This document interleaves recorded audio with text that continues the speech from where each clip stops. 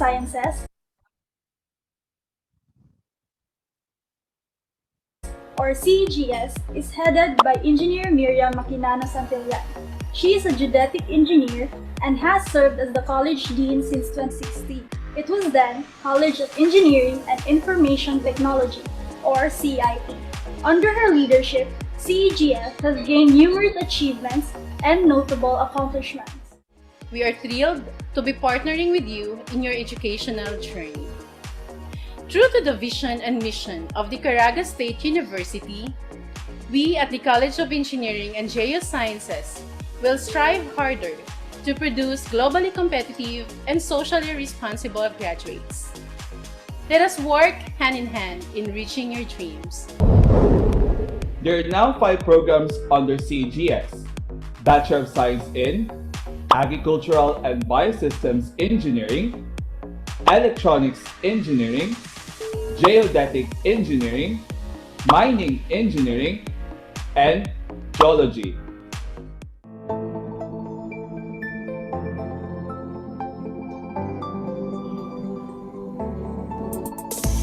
Established in 1996, is the Normicist School of Engineering, offering various associate engineering programs.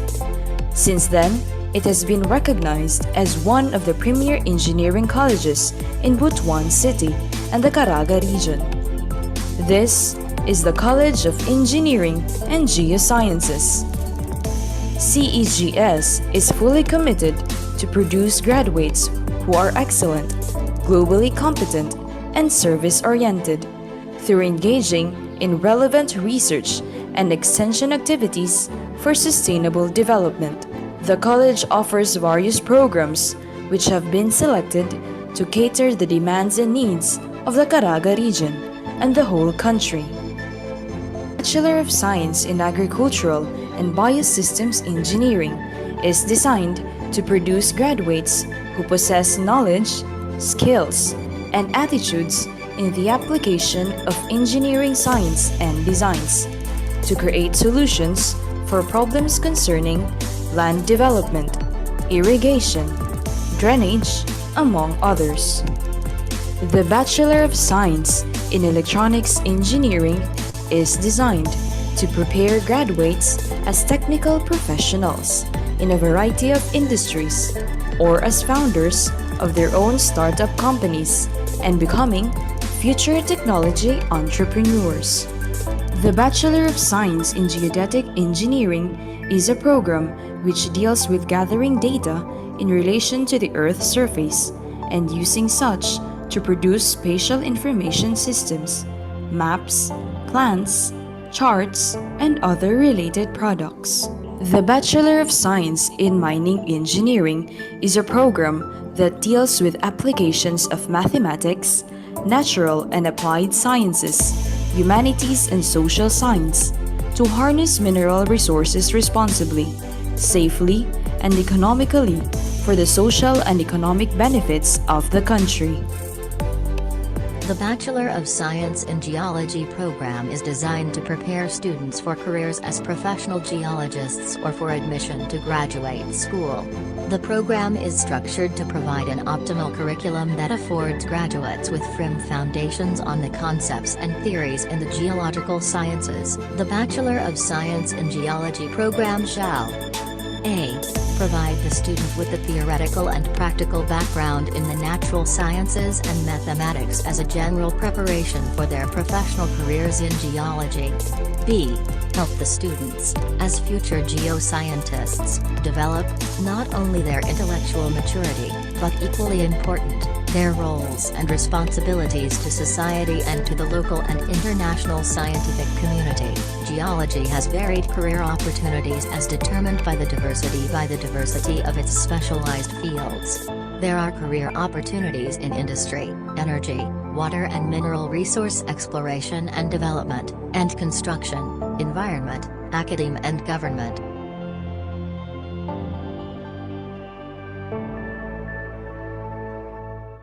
From its humble beginnings, the College of Engineering and Geosciences continues to guarantee quality education to every deserving student who wants to reach their dreams.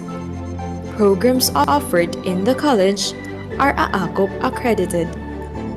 Above all, the college has exuded excellent performance. We know everybody is in an uncharted territory, and we're really working day by day to adjust accordingly to the current world that we're living in. So take your time to look through all this information, and if you have questions, reach out to us via email and follow us on social media for more information.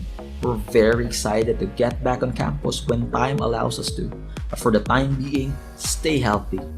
We are trying to keep you as engaged and get you as involved as we can now, so that you will be ready when we are able to get back on campus and we can all come together and have a proper welcoming for all of you. Thank you so much for tuning in and listening. God bless, and we enjoin everybody to stay safe and wish that you will have an enjoyable, fulfilling, and meaningful university life.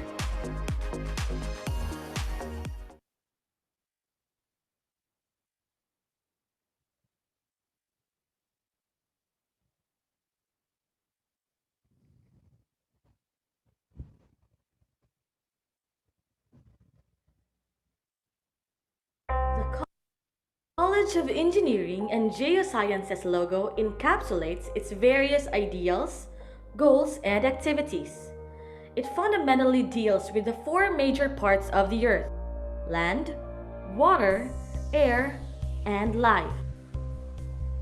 The satellite, the gear, and the compass depict the target of the college to always work and move towards the right direction with the use of technology and engineering.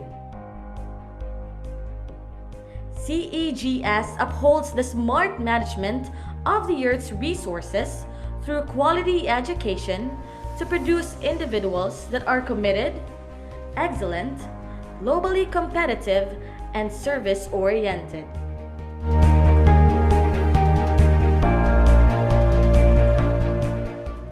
The College of The College of Engineering and Geosciences logo encapsulates its various ideals,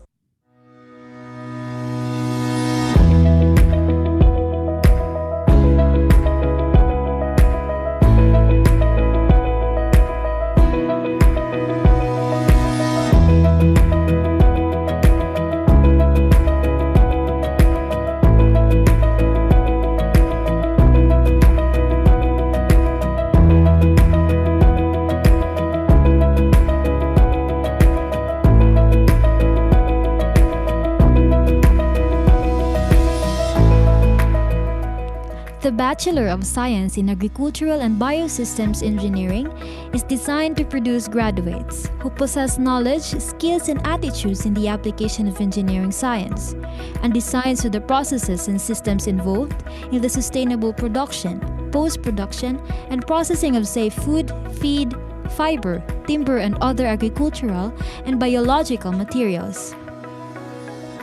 The efficient utilization, conservation, and management of natural and renewable resources, and development of climate change mitigation measures. The following are the field of specializations of the Agricultural and Biosystems Engineering program. Agricultural and Biosystems Machinery and Power Engineering. Agricultural and Biosystem Structures and Environment Engineering.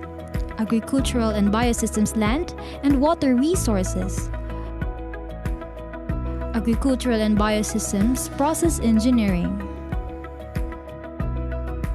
On June 2005, the College of Engineering and Information Technology, now College of Engineering and Geosciences, officially offered the Bachelor of Science in Agricultural Engineering. On 2016, the Bachelor of Science in Agricultural Engineering program was shifted to Bachelor of Science in Agricultural and Biosystems Engineering when Republic Act No. 10915 and Act strengthening, modernizing, and aligning the practice of agricultural engineering in the country into the internationally recognized practice of agricultural and biosystems engineering was passed into law, and when CMO number 94, series of 2017 was strictly implemented. The program has then continuously advanced from traditional to the modern practice of agricultural and biosystems engineering. The Bachelor of Science in Agricultural and Biosystems Engineering program is a 4-year curriculum which was designed to develop agricultural and biosystems engineers who are uniquely qualified to use their knowledge in mathematics, biological and physical sciences, and engineering principles.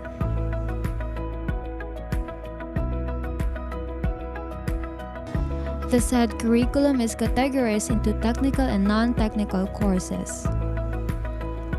The technical category are those courses involving mathematics, natural sciences, and professional courses, while the non-technical category covers the general education, NSTP, and physical education courses. The Agricultural and Biosystems Engineering also has a strong program educational objectives that are in line with the university's mission and vision to become globally competitive and sound professionals. In 3 to 5 years after graduation, agricultural and biosystems engineering graduates are expected to provide leadership in planning, implementing, and monitoring ABE projects and programs, occupy supervisory positions in private and public organizations, locally and internationally, own and/or manage ABE-based business enterprises, pursue advanced studies in ABE and emerging related fields, and occupy responsible positions in ABE education. The college's competent faculty and staff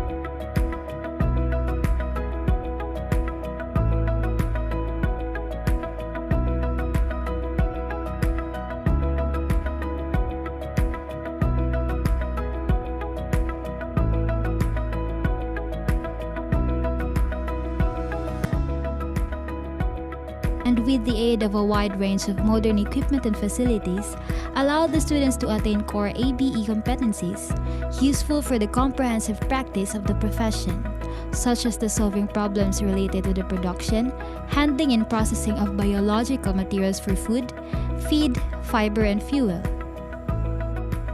preserving the natural resources and environment quality, and the design and production of machine systems.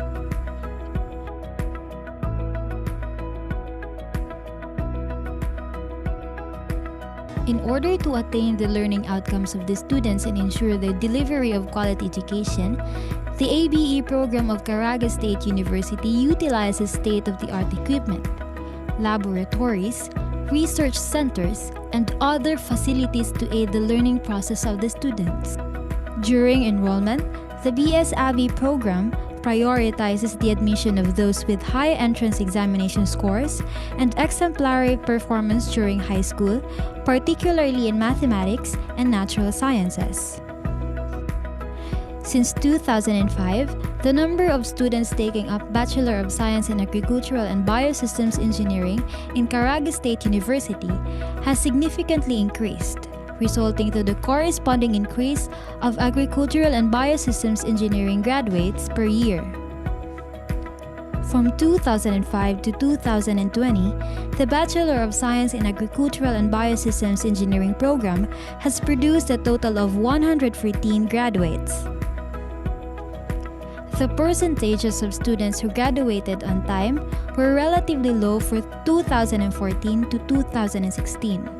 However, in 2017, a significant increase to 60% was achieved.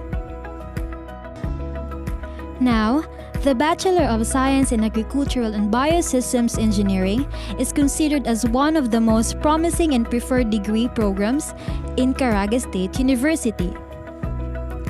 In order to improve the students' knowledge, abilities, and skills, most particularly in developing their professional attitude, the program highlighted the importance of instructional materials or any other educational resources to contribute to their overall upbringing.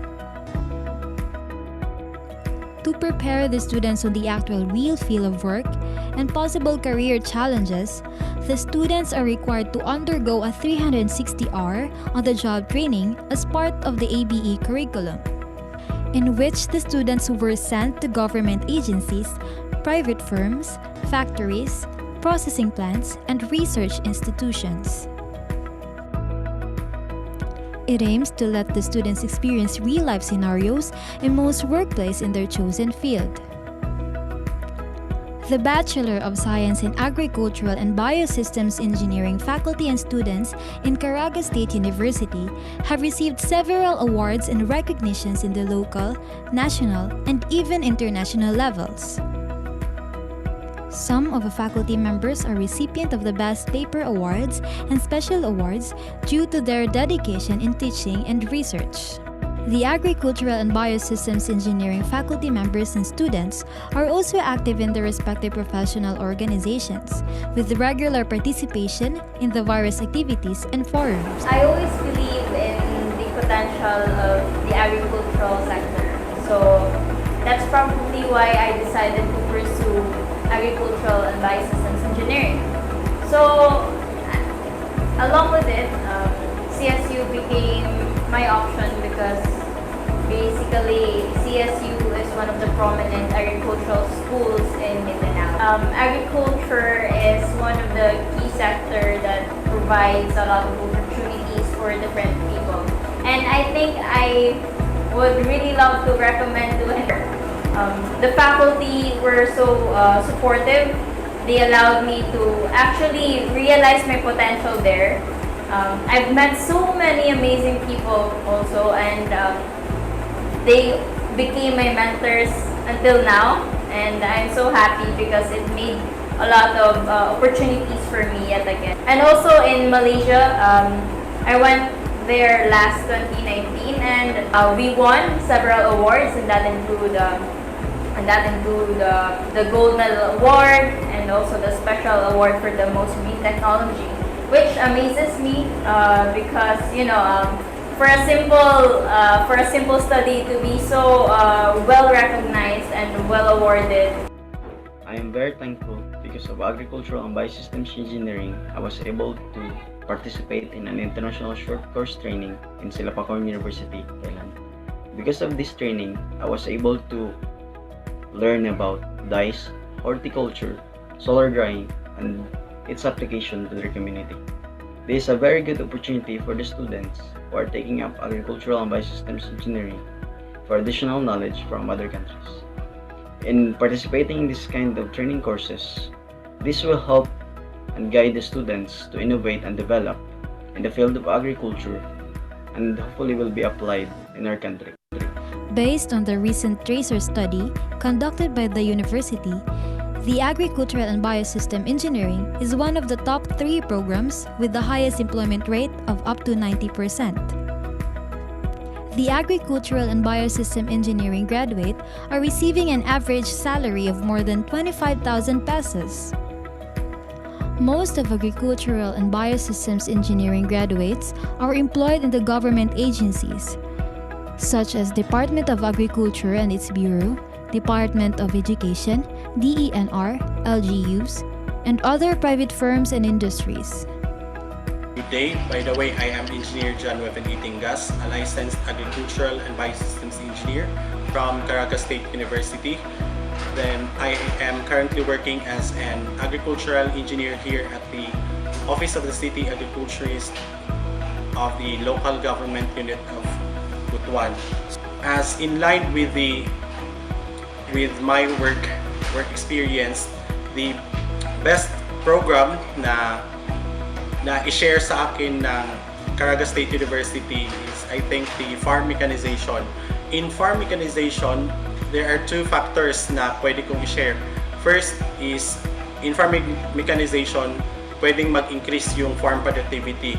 We are in line sa aming work na i-help yung mga farmers to improve or to produce more yield. That is why we are encouraging them na magamit ng mga farm machineries and equipments. From 2010 to 2019, a total of 140 licensed agricultural and biosystems engineers was produced by the program, with 2 top notches recorded. Top 3 in year 2011 and top 7 in year 2018. The program also recorded a consecutive 100 passing rate in the 2010 and 2011 licensure exams given by the Professional Regulation Commission. Moreover, the performance of the CSU, Agricultural and Biosystems Engineering, in the licensure exam is consistently above higher than the national passing score from 2010 to 2019. I am Art Imdalman. I graduated and passed the licensure examination year 2018, and now I am currently working as Science Research Analyst at the Philippine Center for Post-Harvest Development and Mechanization, also known as PhilMech, under the RISE Competitiveness Enhancement Fund Mechanization Program. For me, I guess the best thing or secret is just to strengthen your relationship with God. Not only on exam days, but every day. Before you open your notes to study, ask for His guidance, knowledge, and wisdom for you to understand the lessons or topic you are going to study. The same thing goes after you study. Pray to God to help you remember you have studied. And also, you need to practice what you have learned, because board exam is not always a battle of IQs only, but also of hard work and perseverance. The faculty members and students are actively engaged in the different research and innovation conducted by the program for the last 5 years, some of which were recognized in the local, national, and international fora. And the BS in Agricultural and Biosystems Engineering program of the Caraga State University has contributed a lot in the research and development of the university. In fact, the PLIDAR 2, which is about resource assessment, has contributed a lot of publications, particularly in the year 2016, 2017, and 2018, and the innovations made by the faculty. I am Jeffrey Tidaliosa, the Director of the Technology Transfer and Licensing Office of Caraga State University. And I'll be happy to share the progress that we've made with the BS Agriculture and Biosystems Engineering, or the BSABE program of the university. So, speaking about technology development innovation activities, the ABE program has led the way, in terms of the development R&D of agricultural machineries, and actually this has been applied with different protection, patent, and utility model, and we've seen the impact that it has done in the lives of members of our communities, especially our farmers. Good day, everyone. I am Engineer Arnold Abduhan, one of the faculty members of the Department of Agricultural and Biosystems Engineering, and a current Research Center Director of the Center for Resource Assessment, Analytics, and Emerging Technologies, or CREATE. The Center for Resource Assessment, Analytics, and Emerging Technologies, or CREATE, is one of the research and development and innovation center in the Caraga State University. The center is committed to make the Caraga region's resources and agricultural landscape the platform for research and development in the integrated fields of agricultural and biosystems engineering, high-performance computing, and other emerging technologies towards an initiative-based resource management and sustainability. As part of the university's main goals, which is to actively engage in extension services, the Bachelor of Science in Agricultural and Biosystems Engineering program is also taking initiatives and programs that will answer the socioeconomic, technical, legal, and other basic needs of the community. Hence, several extension activities and initiatives are conducted by the program together with its partner organizations and the mutual support from the university. At present, there are 2 active extension projects that the Department of Agricultural and Biosystem Engineering is undertaken and monitored. These are the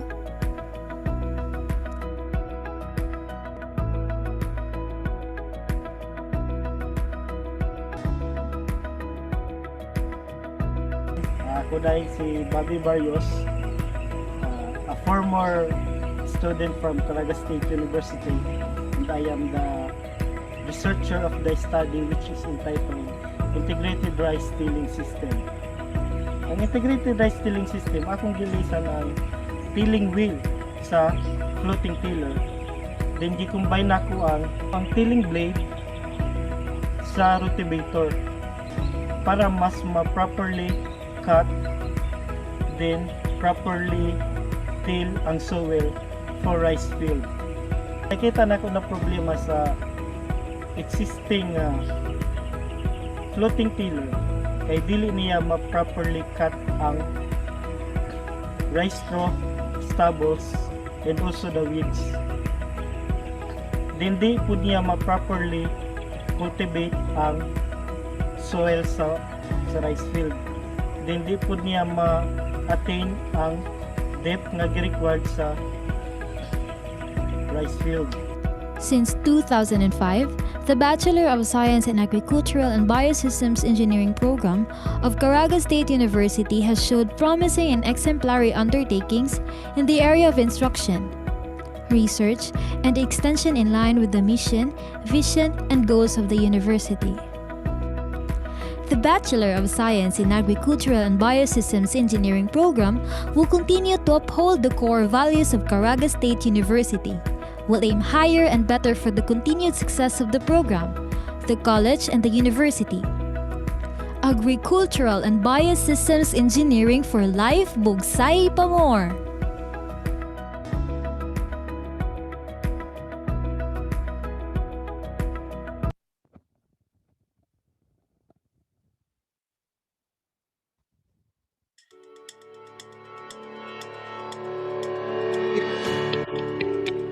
Hi, you may turn now. We're going to start our program.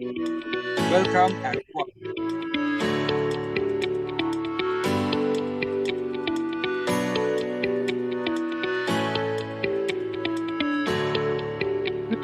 Once again, everyone, good day to our viewers on Facebook. Here in our Zoom meeting at your speaker and Malaysia. Welcome everyone.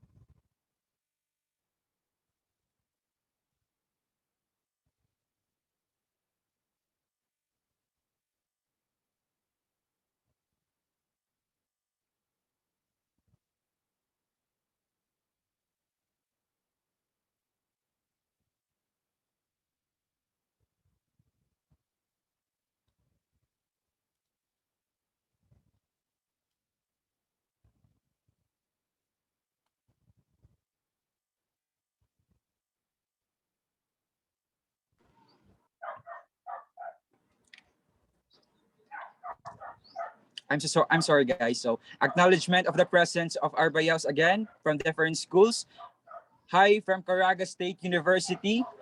Hi everyone from Central Mindanao University, from Bohol Island State University, Bilar Campus, from Capiz State University, Nueva Vizcaya University, Central Philippines State University, Central Bicol State University of Agriculture, Cavite State University, Pangasinan State University, University of the Philippines, Los Baños, Mindanao State University, Bilar Campus, University of Rizal System Tanay, Main Campus.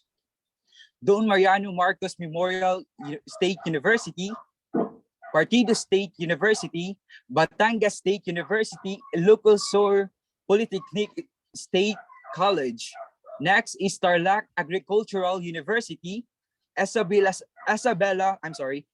State University. Hi everyone, and I also like to acknowledge also from our participants from international school. So they are from Southeastern University of Sri Lanka.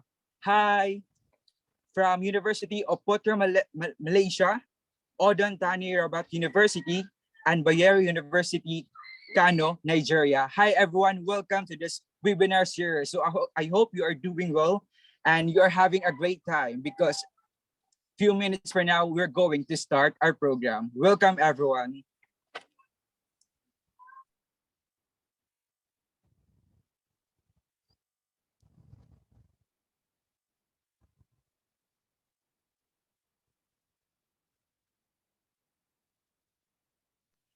Good afternoon once again, everyone. So are you all ready to gain more knowledge about research? Are you all excited? Because I hope that we are on the same page of being excited, because people of this behind of this event are currently excited to showcase and share with you all what we got. To our hosts, operators, and participants here in our Zoom meeting, please give me a like reaction, enables for me to know that we are fully start and full set. Please give me a like reaction, everyone.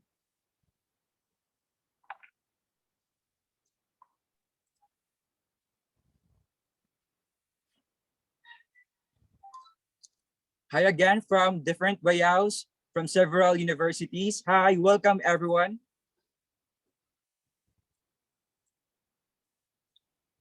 I guess that we are ready. And now, to formally commence our program, let us bow our heads and feel the presence of God through our virtual invocation, to be followed by singing of national anthem through video presentation. So please stand by and remain respectful in your own seats.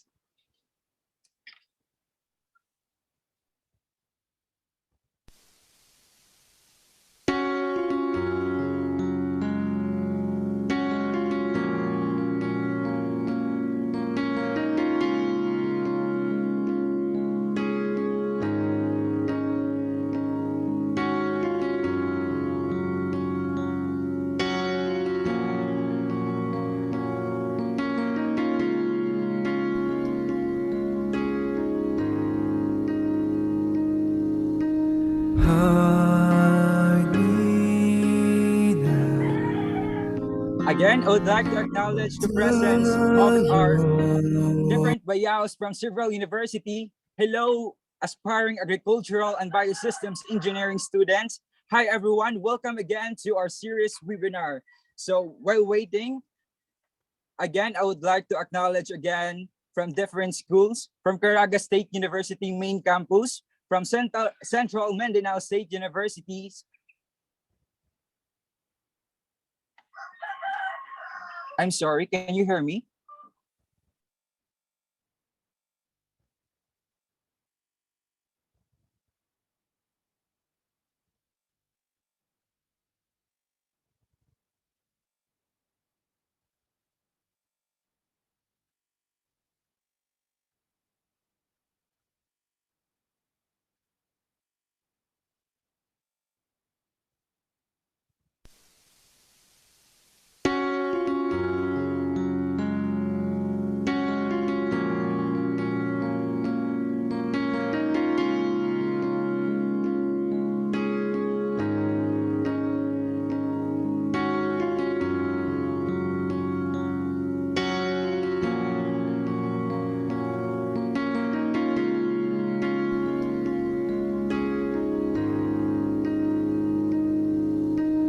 Hide me now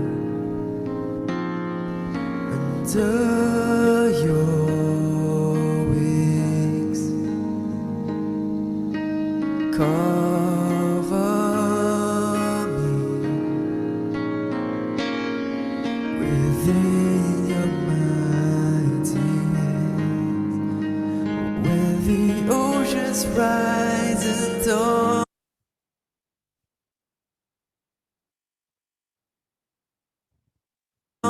this roar, I will soar with you above the storm. Father, you are king over the flood, and I will be still and know you are God.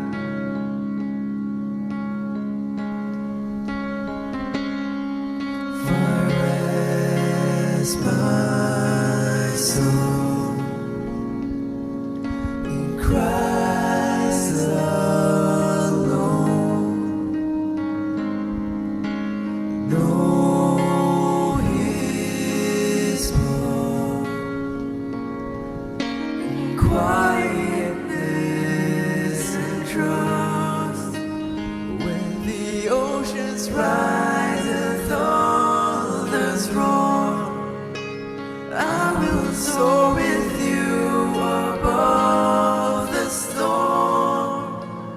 Father, you are king over the flood, and I will be still and know you are God.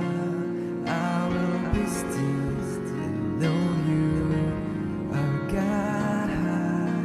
I will be still and know you are God.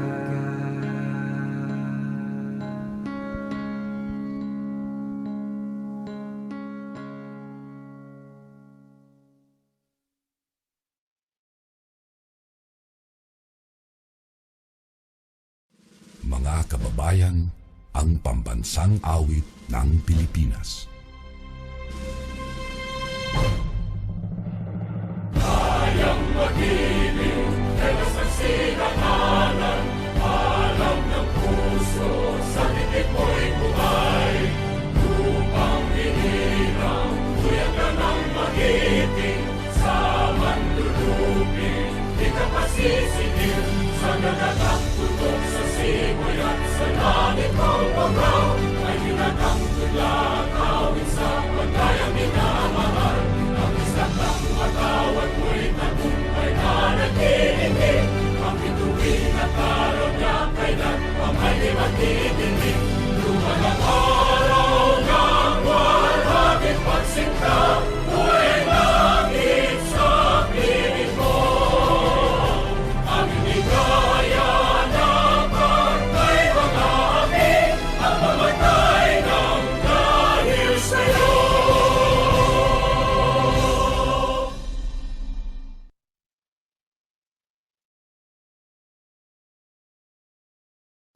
Mga kababayan,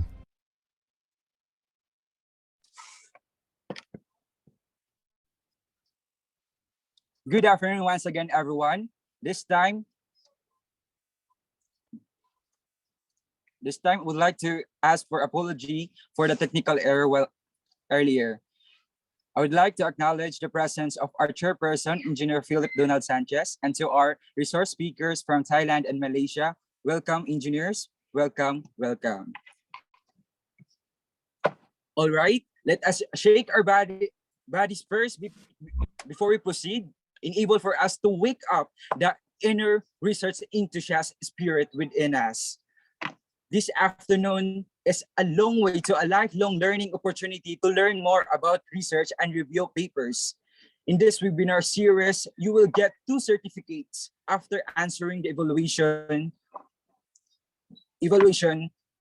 in our first and second speakers.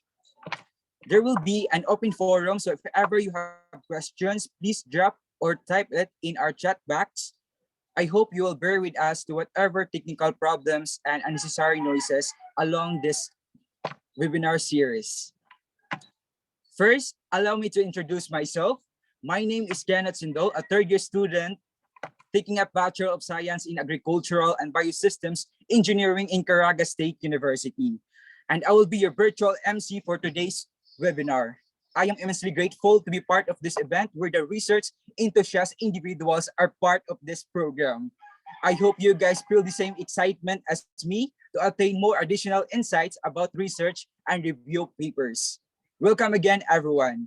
And this time, enable for us to receive a warm welcome, let us welcome with his opening message and to hear that from our ABI 197 class representative, Mr. Marjon C. Alvarado. A round of applause, please. Hello everyone, good afternoon. I am Marjon Cabusas Alvarado, your ABI 197 class representative, and welcome to today's webinar for Methods of Research for Agricultural and Biosystems Engineers. Before we go further, I would like to thank everyone that is present today. Thank you for gracing this webinar.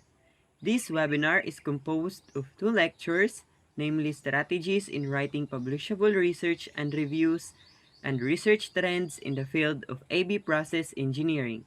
And I know at this moment, everyone is excited and looking forward in learning something new from our resource speakers, because our resource speakers will be coming from Malaysia and Thailand, which later will be introduced by our ABI 197 instructor, Engineer Philip Donald Sanchez. According to Neil Armstrong, research is creating new knowledge, because research means to investigate something you do not know or something you do not understand, and this knowledge would be a great help to improve our skills as an engineer and as a future engineer. Because as an engineer, we are positioned to change the world. So, your active participation throughout this webinar is necessary simply because a true engineer begins with great research skills. Without further ado, ladies and gentlemen, welcome to today's webinar and enjoy learning. Thank you.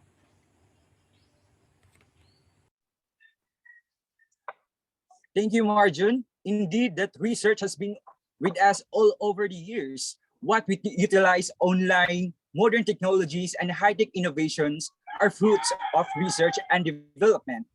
We cannot deny the fact that research is truly essential, right? Do you agree with me? I hope I can hear your voice. And again, thank you, Marjon. And also, I would like again to acknowledge the presence of all the participants from our BIAOs, all the aspiring agricultural and biosystems engineering students all over in the Philippines. I think we are ready to learn.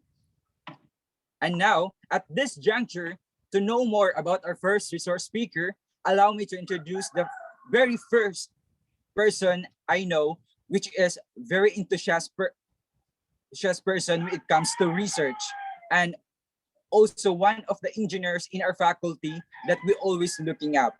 The current chairperson of Department of Agricultural and Biosystems Engineering in Caraga State University, our very own Engineer Philip Donald C. Sanchez. Hi, sir. Welcome. Hello, thank you. Good afternoon. I just want to confirm if you could hear me. Kenneth? Ken? Yes, sir. Yes, Okay. sir. Ken, could you please set me as a host so I can share my screen? Thank Okay, sir. you. Wait. Good afternoon. Before I will introduce to you our first resource speaker, I just want to thank everyone who are here virtually to learn more about research and agricultural and biosystems engineering. So thank you so much for your time. And before everything else, I just want to give my gratitude to our very beautiful and very intelligent resource speakers. So I know all of you are excited. So for the first speaker, uh, I just want to share the screen. Could you stop sharing, Miss Shiva, so that I can share my screen also? Okay, thank you, Shiv. All right. So our first resource speaker is a very intelligent friend of mine. So she was my one of my seniors when I was in University Putra, Malaysia, when I took my Master's of Science in Agricultural Process Engineering. So my friend, Maimuna, is also an agricultural and biosystems engineer in Malaysia, who is currently taking Doctor of Philosophy in Agricultural Process Engineering. She also earned her Master of Science in Agricultural Process Engineering in the same university, as well as her Bachelor of Science in Agricultural and Biosystems Engineering. Engineer Maimuna's research interests include post-harvest engineering, processing, artificial intelligence, food engineering, agricultural engineering. Engineer Maimuna is also affiliated in the different organizations locally or abroad. So for Malaysia or internationally, Engineer Maimuna is a member of the prestigious organizations related to agricultural and biosystems engineering practice. So she is a member of the Institute of Food Technologists in Malaysia and a graduate technologist member, a technologist in Malaysia Board of Technologists, and member of the Malaysian Society of Agricultural Engineers, and member of the American Society of Agricultural and Biological Engineers. Engineer Maimuna is also a graduate engineer of the Board of Engineers Malaysia, as well as a member of the International Society for Horticultural Science. So Engineer Maimuna is very knowledgeable. I can say she is knowledgeable in terms of research, uh, as well as in proposal writing, research writing, and publications. In fact, Engineer Maimuna's publications are coming from the Q1 or the top 25% quartile of the journals internationally. These are all ISI or Scopus Index journals. So these are all Scopus Index journals. So publishing even in just a Scopus Index journal is very tough. How much more if you have published in a Q1 journal? So it's a very tough process. So I am so proud of our first resource speaker, and I know she can really give us inputs and advices or techniques, challenges. You can share to us the strategies and how to write and how to draft publishable research and review papers. These are just among of the recent publications of Engineer Maimuna. In terms of research impact, we are so lucky that our speaker is very good enough in terms of accommodating us when we invited her to speak to us this afternoon. She is so kind and she is so approachable. In terms of research impact, Engineer Maimuna is not that just a new researcher. In fact, she has a citations of more than 170 or almost 200 with H index of 8 and I-10 index of 7 based on the Google Scholar result. This is not just a basic, or this is not just a minute achievement. This is a very good achievement for a young as Engineer Maimuna. So I am so much privileged and honor to introduce to you and to give the floor to our first resource speaker, Engineer Maimuna Mood Ali.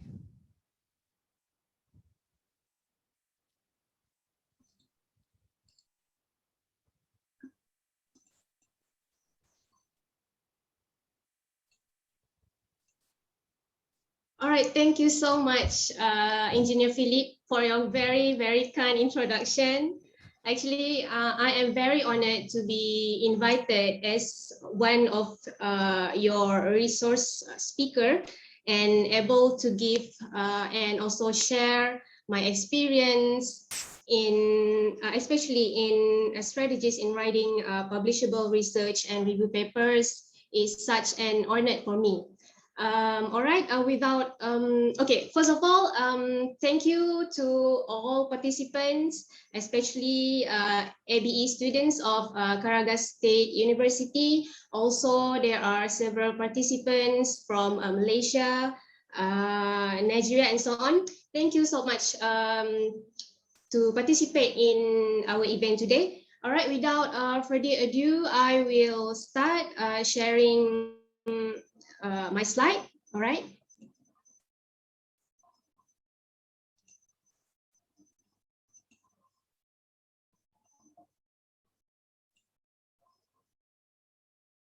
Okay, all right. Everyone can see my slide here?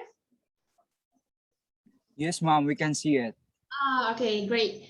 Okay, today I will share with you guys about the strategies in writing publishable research and review papers, because as one of students, actually, especially if you want to later on to be engaged as one of the postgraduate student, to be one of the postgraduate student, it is actually very important in terms of writing research papers. So I hope that today's I will be able to share and give some tips and tricks on how to write and also publish journal articles. All right. Okay, today we're going to cover 4 different topics, which is the first topic we will cover about the preparations and plannings on how to write research and review papers. And also the second part is will be focused on research articles, what are the key elements that are important in writing a research article. And the third part will be covered on review articles. And the last one is on publishing your papers and how you're going to select the journals to send your papers, as well as and how the typical peer review process in submitting your journal papers. All right. Okay, we start in the first part in the preparation and planning. All right. Basically, there are various type of papers, but normally for students, there are more to write papers on the research article, which are consist of your key element of your research or your thesis. And the second one is review articles. Review articles could be anything that you want to focus, like a certain topic. Basically, review articles is like a summary of literature reviews or literature surveys, and review articles is actually one of important papers when you want to search for literature reviews later on, especially for when we want to write a thesis. Review article is very important when you want to write, especially for the literature review part. But we are going to focus on the research and review articles for this event. And also there are other type of papers, such as short communications. Basically, for the short communication, it is present the original, only the main original and significant materials. It only consists only not more than 5 pages normally. And also next will be the letters to the editor. It is written in response to a recent publication within the journal scope. But today we're going to focus only on the research and the review articles only. All right, first thing first, when you want to write a research paper, of course, you have to search for the information, right? And where do you want to search for the information? I mean, for all the database, the information that you needed to write your papers. The first one should be the electronic databases. This one is really depend on your university subscription, such as for University Putra Malaysia (UPM). These electronic databases are available to be downloaded by UPM, because these electronic databases are subscribed by the university. And maybe you can check with your own university whether these electronic databases are available or within the subscription of your universities. And several examples of the electronic databases that are available are Scopus, Springer Nature, Web of Science. IEEE Explorer is famous in engineering discipline. ScienceDirect is also famous in engineering students to search for journal articles. and Emerald Insight. DOAJ is a directory of open access journals, means that all of the free open access journals can be, you can get the open access journal in DOAJ. As well as the Wiley Online Library, Procast, and these are only the several electronic databases that I have mentioned here. But my personal favorites are these 5 asterisk here: the Scopus, Springer Nature, Web of Science, IEEE Explore, and ScienceDirect. And basically, these electronic databases, you can search various information regarding any disciplines within your research of interest. And apart from the electronic databases, you can also search information in, it's like thesis also, conference proceedings, books, web page, magazine, articles, and report. And these searching tools you can use to search for journal articles or any information regarding your research topic. All right, okay, after you have searching for the information, basically you have to import all the research articles or the journal articles in one single tool if possible. So doing so, I like to suggest several referencing manager software such as Mendeley, EndNote, Zotero, and RefWorks. But my personal favorite is Mendeley because it's free, and you can just put, or you can just import all the research articles that you have collected before in this referencing tool, because it is so much easier in terms of you want to read and you want to sort the journal articles in folders. You can star which paper that you have been read before, and it's so much easier despite you only, put it in one folder like you used before. So by using this reference manager software like Mendeley, EndNote, Zotero, and so on, you can collect all the papers in one single tool. So it's very important to organize your papers that you have collected before. All right, the key source to find the papers is, firstly, you have to identify all the relevant sources within your topic. Let's say you have one particular topic on your thesis and so on. So if possible, you have to search the journal papers within up to 5 to 8 years. But it actually depends on your topic, because I know that maybe several topics they're not have much journal information, journal papers or information that have latest publication on that kind of topic. So if that is the case, you can search within more than 8 years.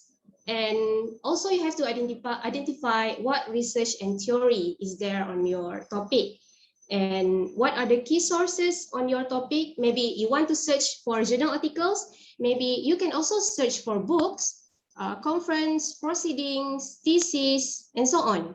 And also you can also identify who are the main researchers within your research of interest. Let's say you have one particular topic on plant disease detection, and you can identify the main authors based on the publication or based on the information that you have gathered before.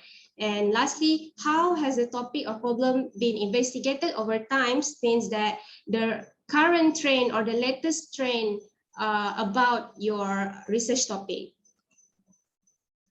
Okay, and how to start to write your paper. And firstly, like I said before, you have to identify your research topic.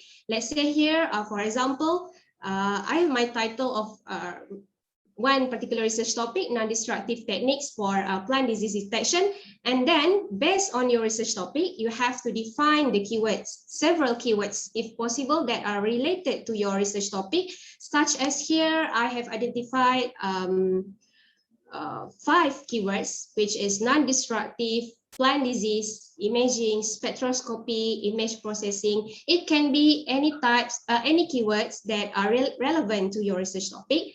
And then based on the keywords, you can search related, based on the research topic, and then you can search the keywords that you have been defined based on the searching tool that I've been mentioned before, the several online database such as Scopus, ScienceDirect. You can also search for books, conference proceedings, and so on.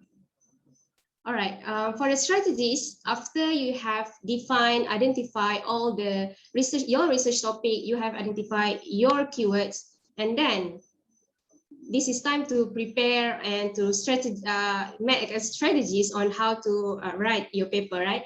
And firstly, you have to collect your papers within your topic. Okay, this one is just only recommendation, but it can be more than this. The more the merrier. So I think that it is not really necessary 35 to 50 papers. It can be more than these numbers.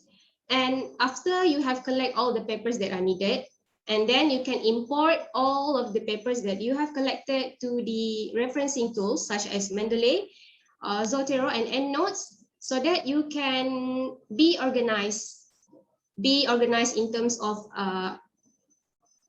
collecting your papers. And also when you want to read your collected papers, it will be a lot more of easy to instead of you put it in a separate folders in your documents. So that's why I really recommend to use any referencing tools so that you can organize your papers and which one that you have been read and which one have you been, or maybe the papers that you have collected, maybe it is not really important or it's not really relevant to your current topic, so you can remove from the folders.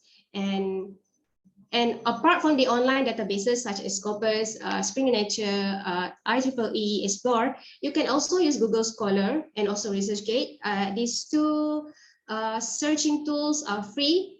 You can sign up for Google Scholar and also ResearchGate to get to download the papers, and also you can request the papers if they are not available within your university subscription, because several online databases. I know that maybe several online databases that are it really depends on your university subscription. So you have to search for other searching tools to search for your papers also.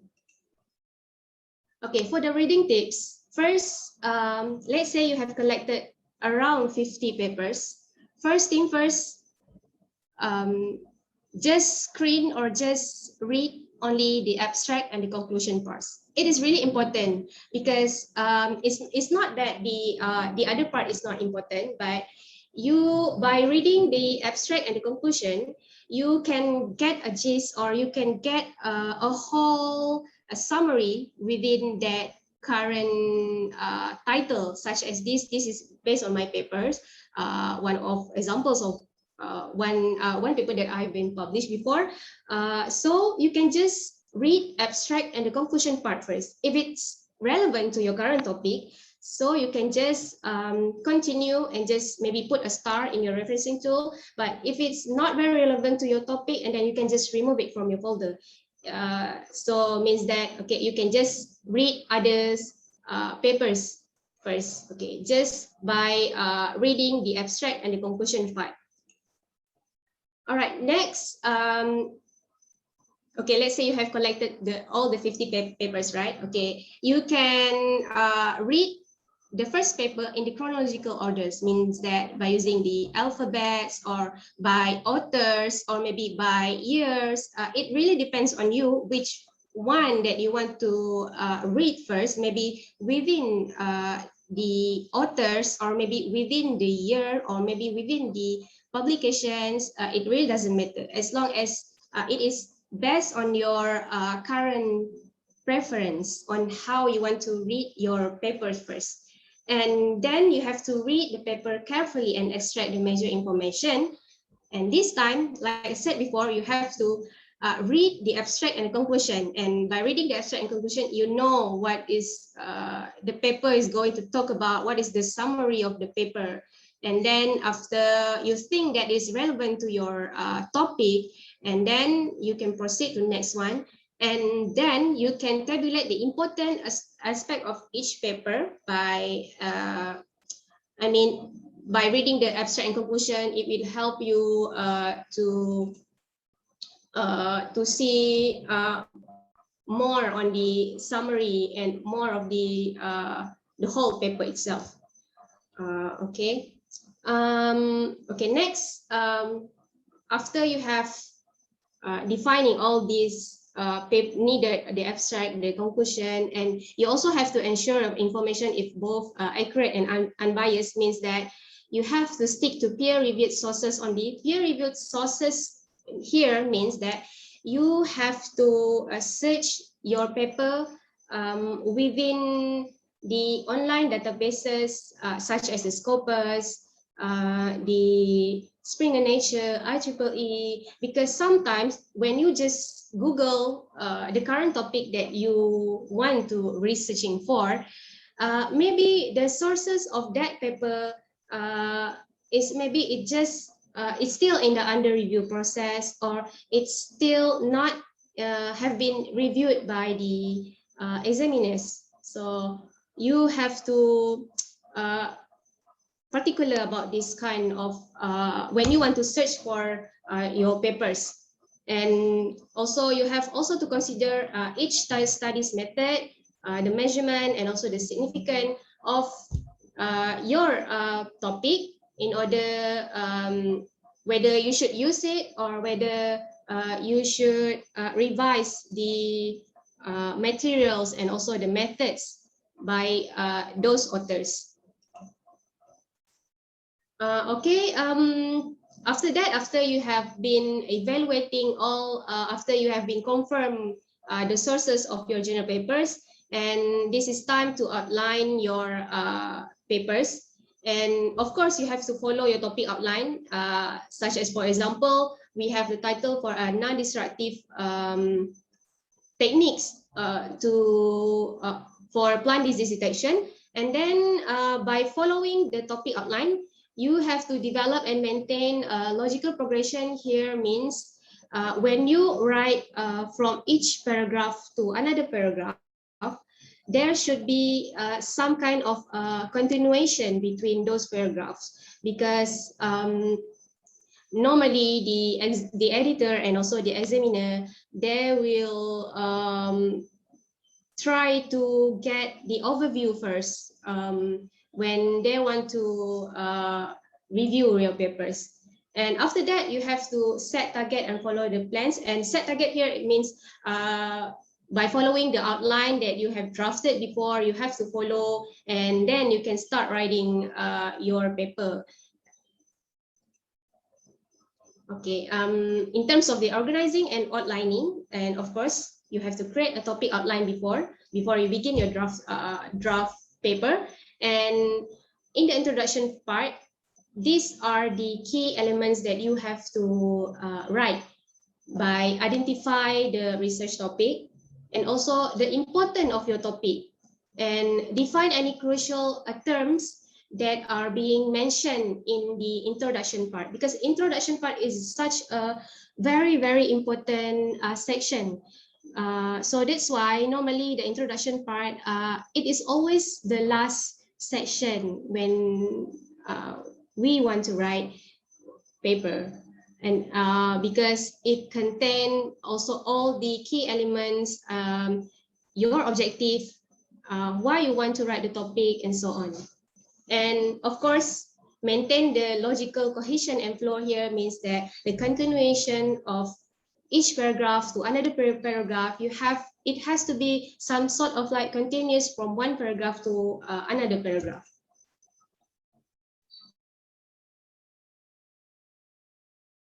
all done from the planning and the strategies on how to write the paper. After this, we are going to the second part of our topic here, where on how to article. And the process of writing research article is basically the article structure. There are several sections.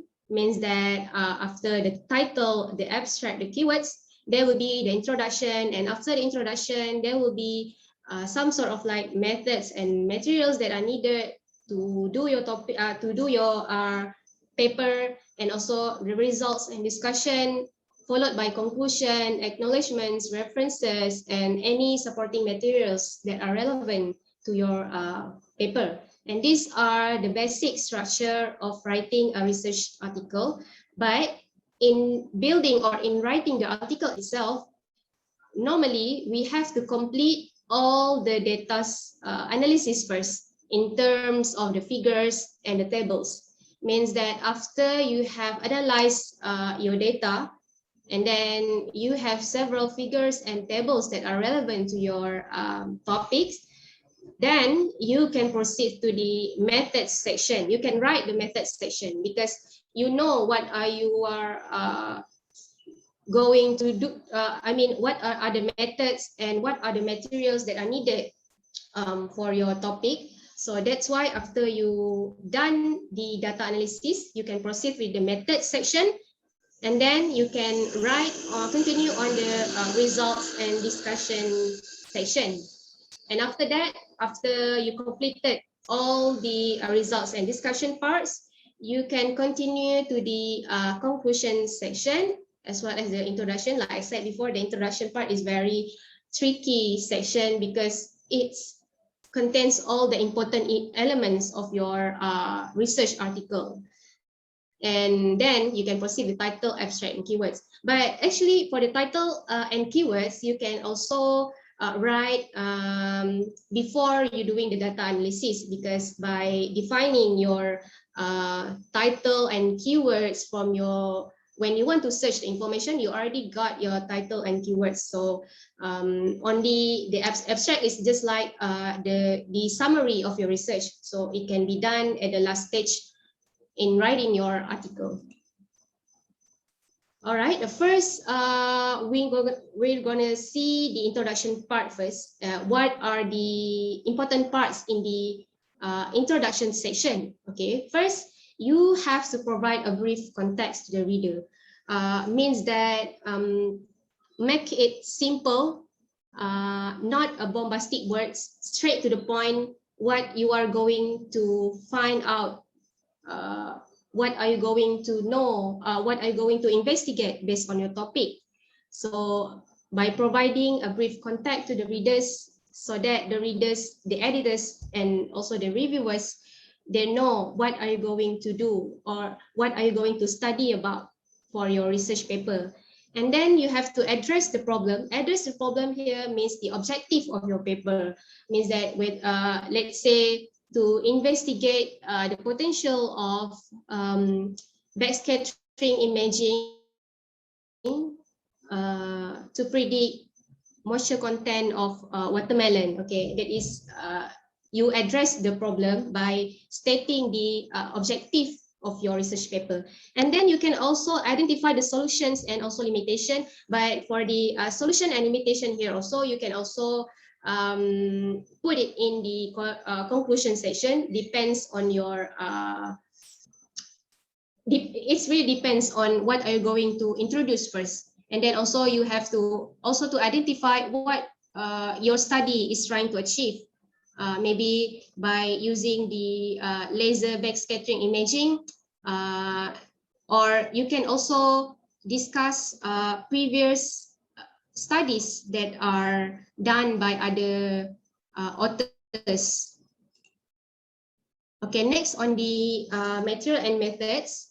And first, you have to describe how the problem was studied. Means that what are you going to, what are the equipment, what are the materials that are you used to for your study, and Of course, you have to include all the detailed information. Detailed information here is as detailed as possible, means that if you use certain equipment, you also have to write down the model of the equipment and also where the country of the equipment, because when other readers read your papers, there will be focusing on the equipments and the materials used, so that maybe they can follow the materials to be used in their studies, or maybe they can revise the methods and that are going to use later on. And this is a very important part, is do not describe previously published procedures, means that you have to use your own writing in terms of describing the equipments and materials without literally cited other authors, what are the other authors have done before. So you have to use your own words, try to describe how what is the equipment, how you are going to analyze for your data analysis, and so on. All right, next will be the results. Of course, in terms of the results, you have to include some sort of figures and also tables also that are relevant, and then include only data of primary importance. Here means you have to be selective in terms of selecting the figures and tables, because not all of your figures and not all the figures and tables that you have been done before can be included in your research paper. So you have to include only the most important one that you think that relevant, or you think that might be very, very rigid based on the journal article. And in the result also, you should highlight the main findings of your studies. Means that in terms of the main finding, they say you have already have several figures and tables, just highlight the main findings without describing all the information regarding the results, because also means that the highlight the main findings here only trying to describe only the important or the key parts of the findings that you get before. And of course, it should be clear and easy to understand. Try to use simple words, nothing to be serious about, because you just describing the facts that are you have obtained from your results based on the data analysis. And next will be the discussion part. And the discussion part here is more of like interpretation of the results. You have obtained the figures and tables, so you have to make a critical finding. You have to make a critical discussion which are correspond to the results. And also you can also include several literatures based on the previous authors. Maybe they have published a similar topic with your current research. So you can also add on the results that are published by other authors also. Okay, for the conclusion part here, first, it is basically the summary of the results and discussion. So means that you have to provide justification for your study, and also you have to you can also suggest future experiments and also recommendations that can be improved later on. And you can also explain how your work advanced in the field. And by in this conclusion, try to promote what are your results in the best possible ways. Means that you have to give the most important findings based on the results, so that the readers and the editors knows what are your achievement that you have get within your research topic here. All right, for the references part, okay, it is really doesn't matter if you use referencing tools such as Mendeley, because you can just insert the bibliography based on references that you have cited before, and just double check, because sometimes you have to double check based on the journal's guideline, because each journal, they have like different guideline, they have different referencing style, so you have to double check. Also, do not use too many references here, means that normally for a research paper, try to cite not more than maybe not more than 50 references, but it really depends on your topic actually.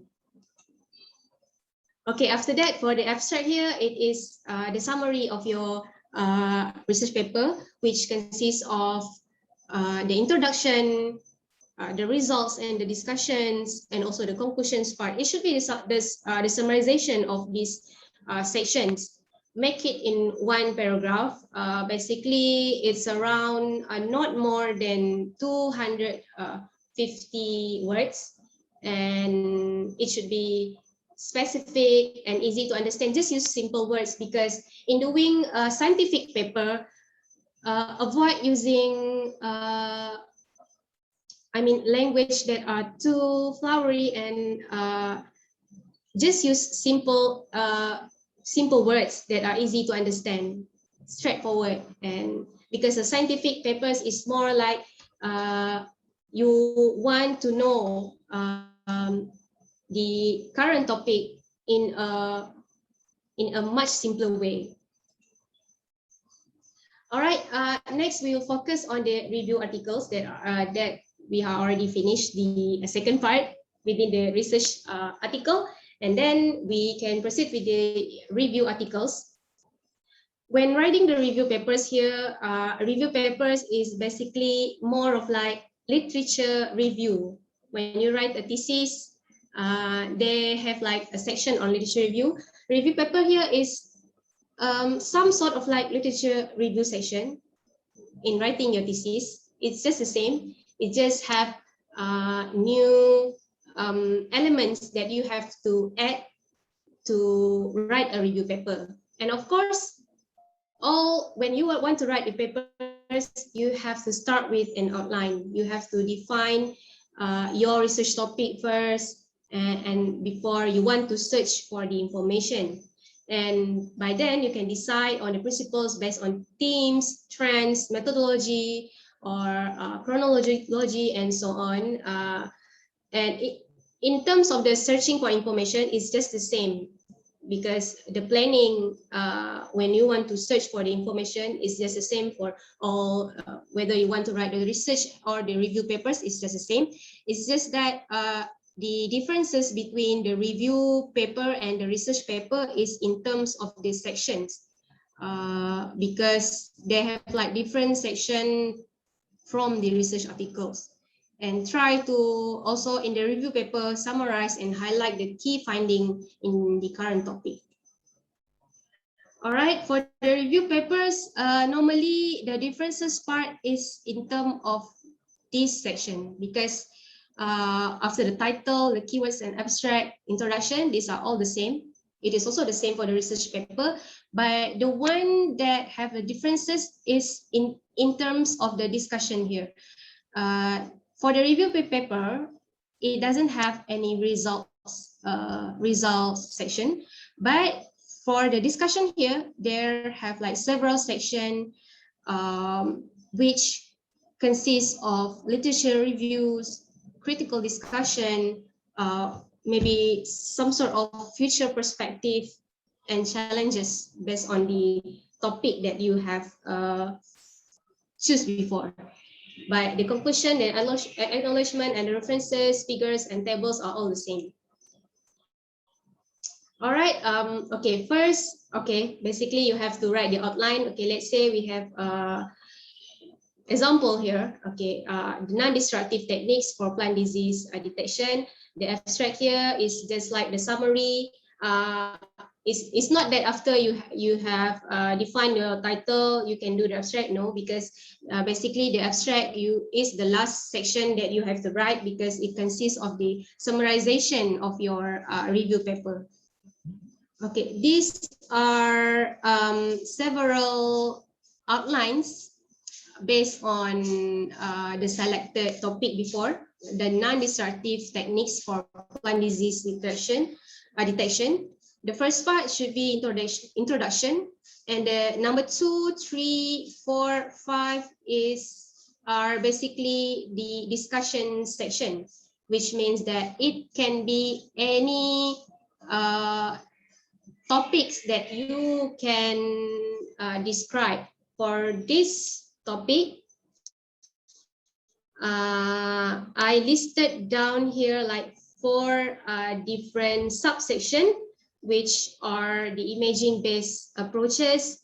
And also within this section, it has like 2 subsections, consists of hyperspectral imaging and fluorescent imaging. And for the section number 3 here, spectroscopy-based approaches, and they have like several subsections, consists of near-infrared spectroscopy and also ultraviolet visible spectroscopy. And number 4 here is it's focused on the remote sensing part to monitor the plant disease detection. And number 5 here is to investigate the future trends and the challenges of your topics. And number 6 is the conclusions. It doesn't matter. It doesn't have to be like 4 parts. It can be more than this. It really depends on how you want to draft your outlines for your review papers. And for this one here, let's look for the recommendation here. To write the review paper, it is not the same as research paper, because research paper is more towards your own studies, more towards your own work that you have been done. But review paper is sort of like you discuss a certain topic that are relevant based on others authors also. So I really recommend that to tabulate at least 1 or 2 tables by summarizing the applications, the methods, results. Okay, the example of the tables later on I will show after this. And try to add 3 or to 5 figures, but it really depends, because sometimes it can be more than this, based on usually the figures you can choose based on the what are the previous authors have done before. You can just cite from those authors and just cite it in your paper based on maybe in terms of graph, any images, flowchart, schematic diagrams, and so on. And for the recommended total word count for writing a review paper is around 10,000 to 15,000 words. But it really depends on the journal publisher, because sometimes the journal publisher, they're only supported until 10,000 words, but sometimes it must be more than 10,000 words. So to make it safe, you can write your review paper within 10,000 until 15,000 words. Okay, this is the example on how you want to summarize the previous authors that they have been done in their studies. Let's say here, it focused on the applications of thermal imaging system on fruit quality evaluation. These are the authors that have been done their studies in thermal imaging system. So you can, write any variable here. For this one, you can summarize in terms of what are the samples used for this study, what are the wavelength used for the thermal imaging devices, what are the quality parameters, what are the data analysis used for the studies. By tabulating this kind of table, you can get a whole summary and the abstract based on the previous studies. So it really helps a lot in terms of writing the application, in writing your review paper, because you can discuss what these authors are investigating based on their previous study. Let's say you can write Dosti Irani et al. 2016 have investigated bruise detection in apples using multiple regression models. So it is so much easier when you tabulate such a table like this, because you can know exactly what they're going to investigate, what are the data analysis used, and what are the sample. And it doesn't mean have to be this kind of variable. It can be any specific parameters or variable that you can choose according to your topics. Okay, for the figures, because review paper is basically you want to provide the critical discussion, the critical findings based on the previous authors, the previous studies. So you have to cite properly. Let's say this image here, it is cited from Sankaran et al. 2011, which is focusing on the visible and near-infrared spectral measurements of healthy and infected leaves, which have HLB disease.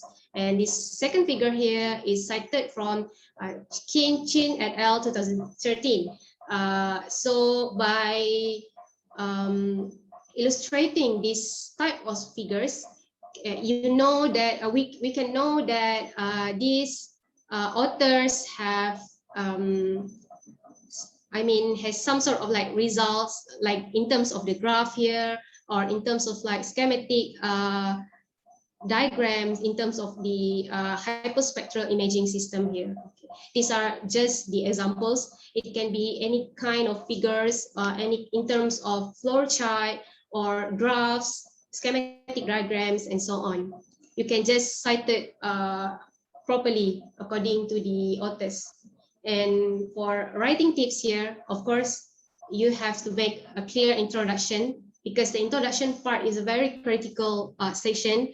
It consists of the overview of your topics. It consists of the objective of your topic, what are you going to mention or what you're going to investigate about.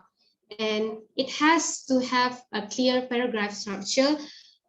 Again, maintain the logical progression here. Logical progressions means that from one paragraph to another paragraph, it has to be some kind of like continuations. And also make sure this topic of your sentence is clear.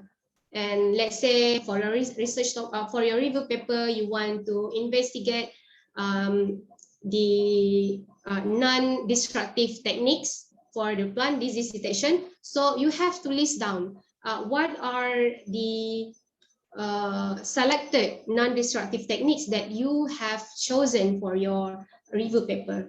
And also you have to make sure the key terminology and the difficult ideals are always explained thoroughly. Means that if you want to introduce your topic, make sure all the acronyms, all the terminology used have to be explained properly, because not all the readers knows about the key terms that you want to use in your review paper. So you have to try to explain briefly in simple words what are the key terms that are important based on the your current topic. Okay, in terms of the paragraph here, in one paragraph, it should be have like this element which consists of topic sentence, and should be followed by this discussion of your topics and the closing sentence, which is some sort of like the concluding remark after you have wrote that kind of section. after you have completed each section, try to give concluding remarks in 1 or 2 words so that you know what are the section trying to investigate, trying to talk about. And of course, from one paragraph to another paragraph, you have to make a continuation in terms of the logical progressions, and try to demonstrate links in your language. Means here, of course, we are using English language, so you can use transition. All right, in terms of the citation here, there are basically 2 types of citation, which are the integral and non-integral citations. Normally, for the integral citations, the author's names appear in front of the sentence, like this. Onwude et al. 2018 discuss the feasibility of combined computer and so on. So apart from writing in or describing in terms of integral citation, you can also use non-integral citations. Means that the author's name appears at the end of the sentence, like this one. The integration of computer vision and backscattering imaging was feasible during the drawing, and then you can cite the author's name here. These 2 types of citations you can use. Means that either you can use the integral citation or non-integral citations. Okay, when you are writing not only review paper but also research paper, avoid using unprofessional language here, because in terms of scientific paper, you have to be more specific and straightforward, just mentioning all the critical discussions and finding without using any emotional or any words, sentences. And of course, try to paraphrase the words. Don't plagiarize exactly the same words from the authors, from the previous authors, from the previous studies. Try to paraphrase or rephrase the sentences using your own words, so that you can avoid the plagiarism. And also, don't put too many quotations, too many citations in your. Just cite on the important reference that are relevant, because if it contains some kind of facts or statistics, of course you have to cite based on the authors. And like I mentioned here, use transition. Transition is very helpful when you want to link from one sentence to another, because it shows the connections between one sentence to the another. Like these are several examples of transitions. Means that you can use these kind of transitions. Like here, when you want to add some information, you can use this kind of like transition. Or when you want to conclude or do a summarization, you can use this transition. And when you want to use, when you want to describe or explain the similarities between this author and that author, you can use this kind of transition. And these transitions is very, very helpful in helping you to write your paper, and also to link from one sentence to one sentence, and also to link from one paragraph to another paragraph. All right, these are the sample, one paragraph with transitions based on my paper. And here I use several transition to link from one sentence to another. Let's say from this one, I use generally, and then after mentioning the example of the biosensor used, such as electronic tongue, and also I use another transition here, but maybe not for in one paragraph. Maybe you can use like 5 or 4 to 5. It depends on your length of your paragraph and so on. Okay, in describing the findings and also in this mentioning what are the previous authors, the previous literatures, the previous studies, you can use this kind of this kind of initial sentence when you want to describe others' finding. But make sure it must be in past tense. Means that because you are describing something that has been happened in the past, so all the previous works, it must be in past tense.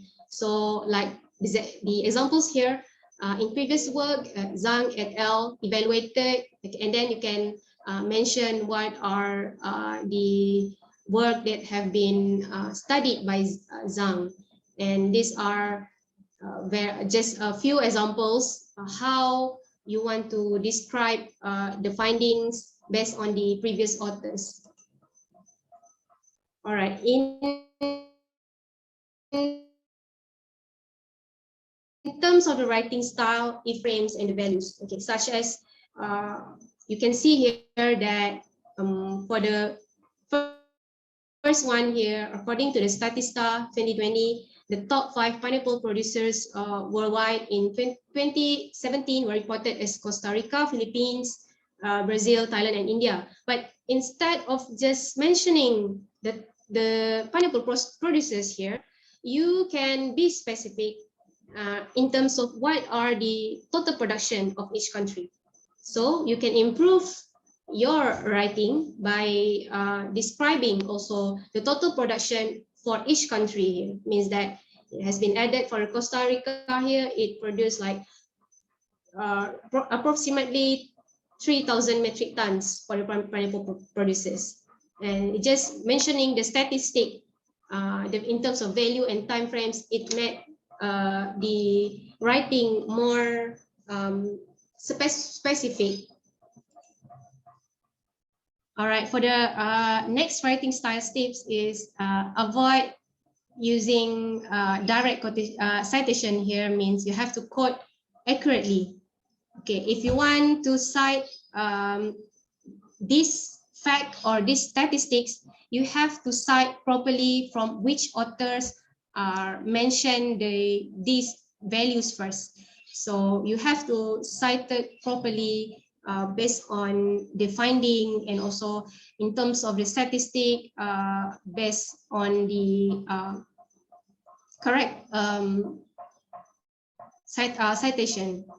And also avoid indirect sentence construction here is in writing scientific paper, you have to follow specific guideline here, means by following correct referencing citation here, you have to include also the year of the paper, and I mean these are the certain referencing citations instead of your discussing in Abu study it was found that blah blah blah, but you have to be more specific, because when writing a scientific papers you have to mention also the authors. If it's more than 3 authors, so you can just use et al.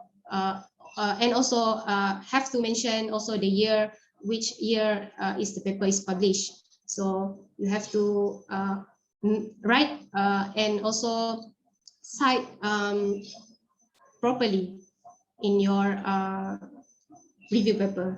And also avoid using synonyms for recurring important words here, and spell out all acronyms. Okay, maybe in your current topic they have like several acronyms that you are familiar with, such as you are using PCA, Principal Component Analysis, but you have to spell out the acronym first. It might be familiar with you, but maybe for the other readers, it might be something new. So you have to spell out the acronym first before you want to use that acronym, such as the PCA. Okay, first you have to mention the full words for the PCA, principal component analysis, and then you can, next sentence, you can just use the acronym because you have mentioned it in the first sentence. All right, when you want to write a critiques in terms of the critical findings, or you want to write a comparison based on this author and that author, these are several examples that you can use to compare and critique the previous literatures, such as you can use these sentences in a similar manner. Wei et al. Investigated, Lopez et al. 2016, compare the difference between non-destructive techniques for plant disease detection and so on. So these are just some examples. You can use any kind of like writing style, but it should be write in the scientific way. So it means the scientific ways that you have to be specific. What are the authors are doing when you want to compare, and also provide your own critical finding. All right. Next will be the examples for summary and synthesis here. These are just a few examples that maybe you can use in writing your paper. And like here, it should be noted that, okay, you can just describe the summary based on your topic, and the finding will compare with the other authors and so on. Attention should be addressed to, and these kind of examples are just for your guideline. Maybe after you have like familiar in terms of writing scientific papers, it should be okay, and it should be so much easier after this. All right, next will be the last topic, which is publish your paper. After you have planned and strategize on how to write research paper and also the review paper, and then it's time to publish your paper, right? Okay, first, this is very important part in paper submission, in journal submission. If possible, send your paper for proofreading, because we know that English is not our, we are not native speaker. So if possible, send your paper for proofreading, for English editing, checking, or if you have colleagues that are good in English language, you can also ask for their help to proofread your papers.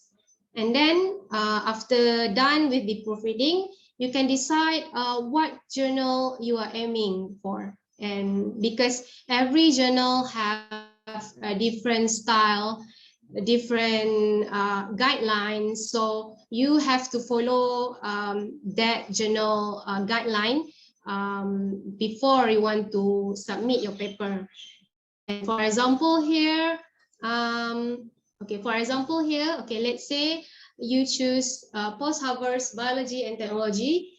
First, you have to read the guide for authors here, because like I said before, every journal have different styles. So you need to check for the guideline for authors first. And of course, when you want to search for the right journal, basically in the reference list, they have like several journals that maybe or that are related to your topics. So you can also use based on, after you have gone through the guidelines for the authors here. First, you have to read the aims and scope, because if the journal, if your paper is not within the aim and scope of the journal, check for the aims and scope of the journal first. If it's covers your topic, then you should consider submit to that journal.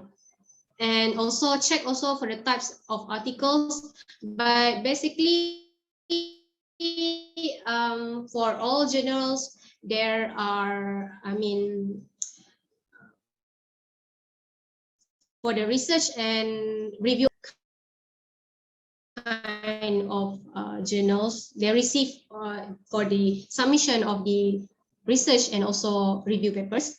And also the readership here means that based on the aim and scope, you know what kind of readers or what kind of topic that are relevant to the journals and what are the current hot topics from that journal, so you can follow and you can revise your paper accordingly later on.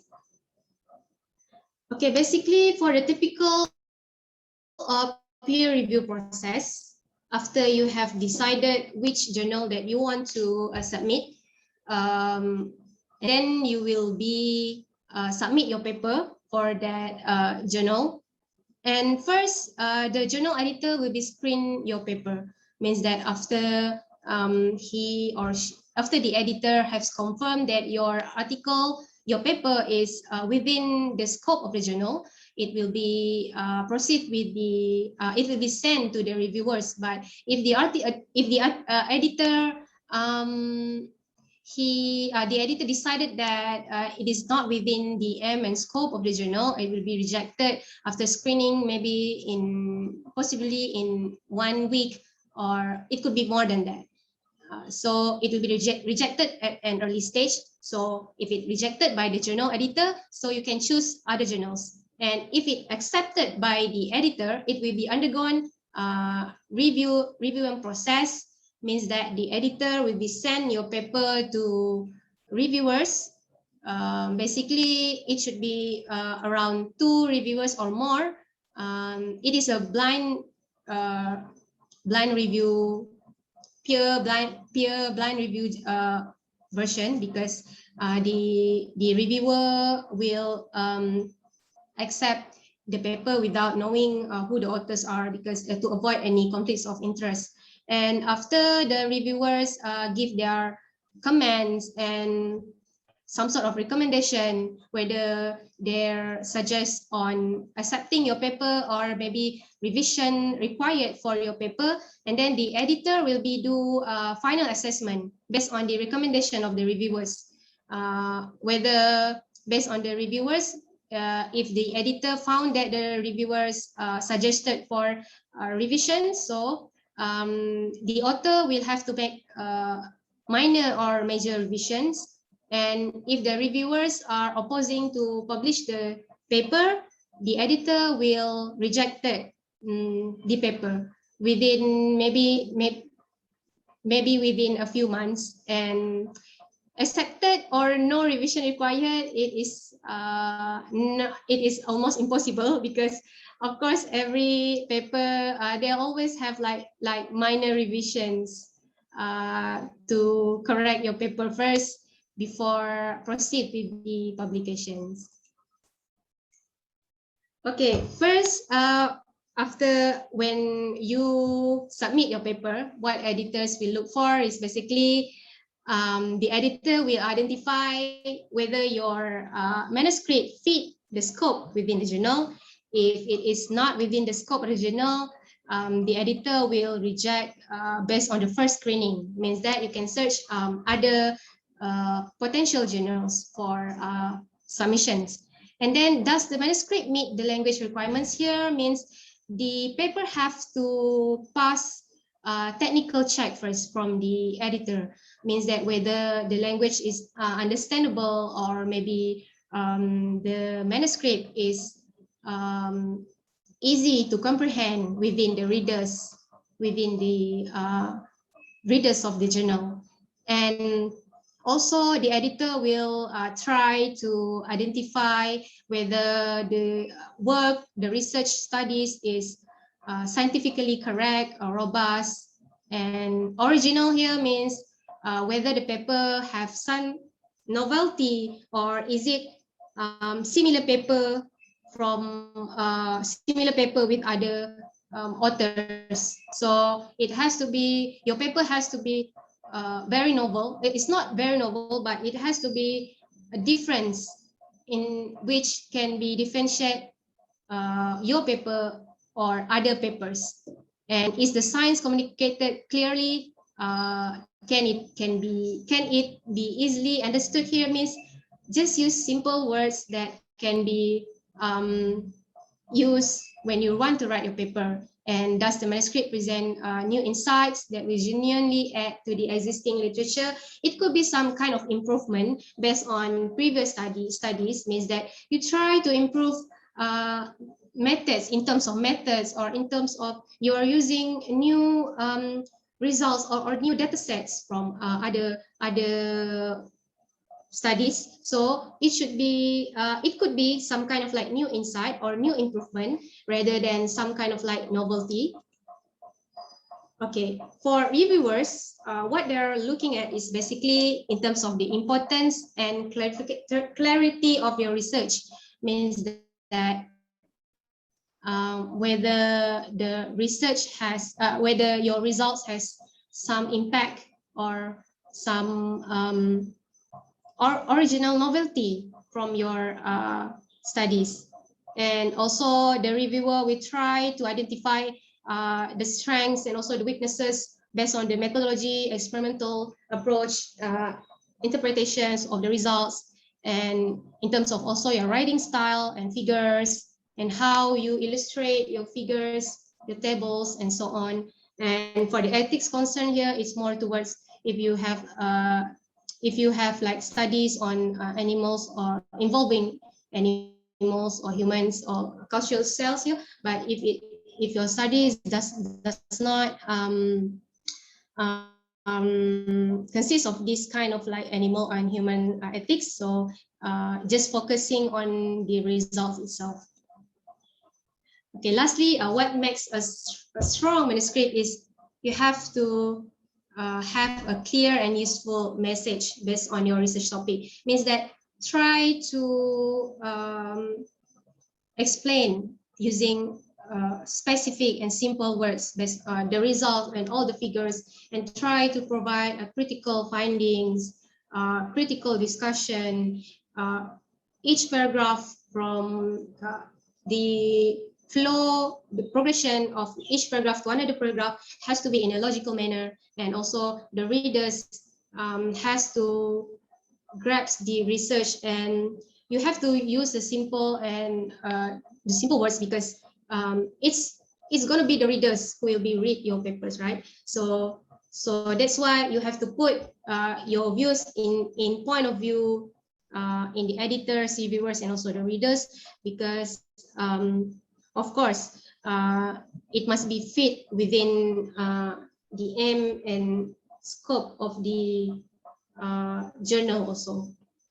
All right, okay, I think that's all from me today. Okay, I guess, thank you and have a nice day. All right, so we'll back to Engineer Phillips. All right, thank you. Thank you, Mai. Thank you so much. Mai, could you please set Miss Shiva as the host? All Okay. right, wait a minute. So that she can also share the screen. Okay. All right, okay. Okay, thank you so much, Mai, for your very informative presentation. We are really grateful, Mai, for your time and effort in giving us a lecture. It's very informative and very timely, particularly to my research students. So I will give the floor to our MC, Kenneth.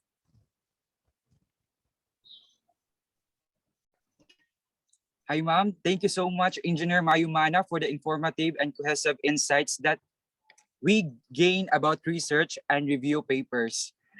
Yes, ma'am, indeed, that this is really helpful for us, because like Sir Philip said, this is very timely and relevant this time, because most of the participants are writing and creating manuscripts about their own researches.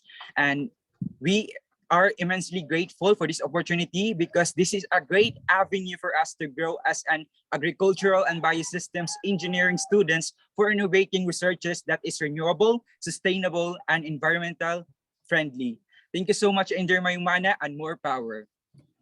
At this juncture, we are accepting questions, so please type in our chat box, and there will be 2 minutes time break enable for you to formulate questions. After that, we will proceed to the open forum enable to address your questions efficiently and immediately. Again, I would like to acknowledge our participants from different prestigious universities in our country and from international universities. Hi, everyone. I hope you are doing well and you are having a great time with us. The College of Engineering and Geosciences logo encapsulates its various ideals, goals, and activities. It fundamentally deals with the 4 major parts of the Earth: land, water, air, and life. The satellite, the gear, and the compass depict the target of the college to always work and move towards the right direction with the use of technology and engineering. CEGS upholds the smart management of the Earth's resources through quality education to produce individuals that are committed, excellent, globally competitive, and service-oriented.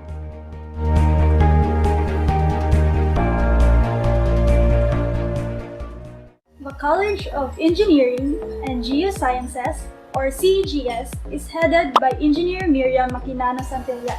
She is a geodetic engineer and has served as the college dean since 2016. It was then College of Engineering and Information Technology, or CIT. Under her leadership, CEGS has gained numerous achievements and notable accomplishments. We are thrilled to be partnering with you in your educational journey. True to the vision and mission of the Caraga State University, we at the College of Engineering and Geosciences will strive harder to produce globally competitive and socially responsible graduates. Let us work hand in hand in reaching your dreams.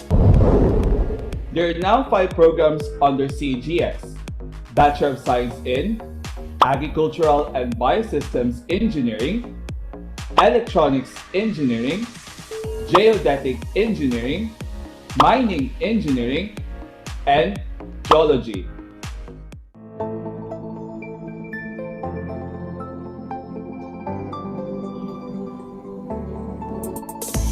Established in 1996, is the Normicist School of Engineering, offering various associate engineering programs.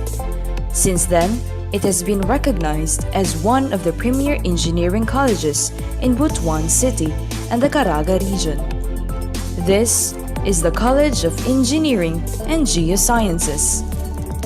CEGS is fully committed to produce graduates who are excellent, globally competent, and service-oriented through engaging in relevant research and extension activities for sustainable development. The college offers various programs which have been selected to cater the demands and needs of the Caraga region and the whole country.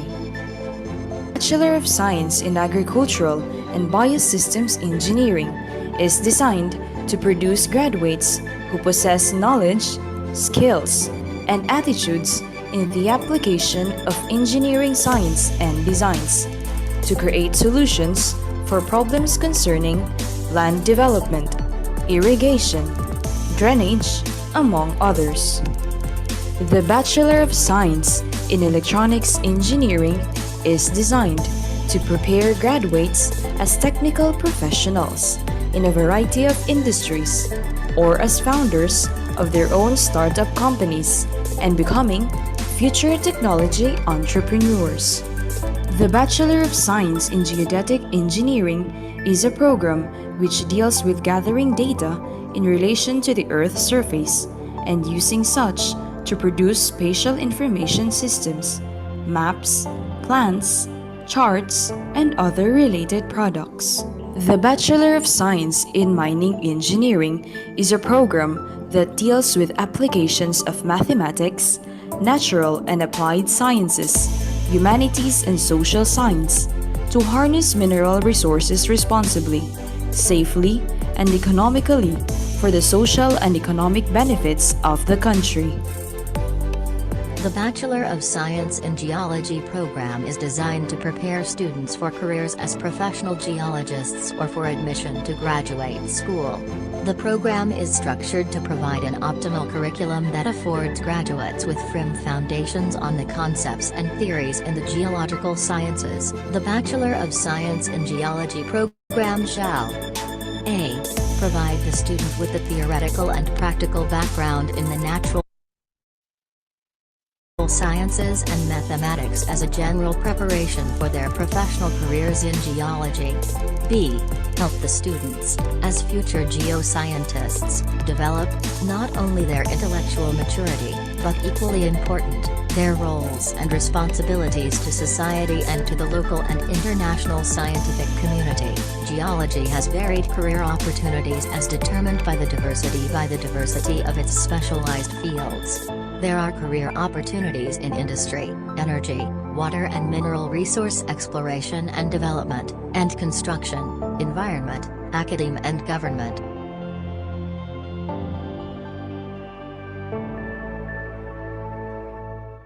From its humble beginnings, the College of Engineering and Geosciences continues to guarantee quality education to every deserving student who wants to reach their dreams. Programs offered in the college are AACOP accredited. Above all, the college has exuded excellent performance. We know everybody is in an uncharted territory, and we're really working day by day to adjust accordingly to the current world that we're living in. So take your time to look through all this information, and if you have questions, reach out to us via email and follow us on social media for more information. We're very excited to get back on campus when time allows us to. But for the time being, stay healthy. We are trying to keep you as engaged and get you as involved as we can now, so that you will be ready when we are able to get back on campus and we can all come together and have a proper welcoming for all of you. Thank you so much for tuning in and listening. God bless, and we enjoin everybody to stay safe and wish that you will have an enjoyable, fulfilling, and meaningful university life.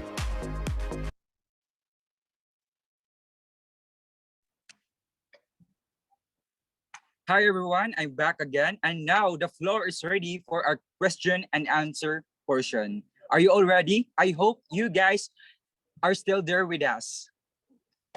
Again, acknowledging all the 121 participants here in our Zoom meeting.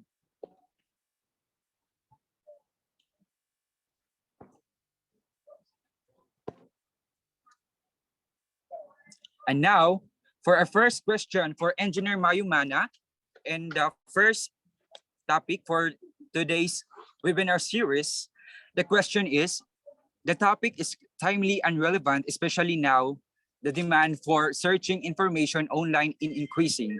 As a result, writing publishable research and reviews is sought after. So what are the common problems encountered in writing publishable research and reviews?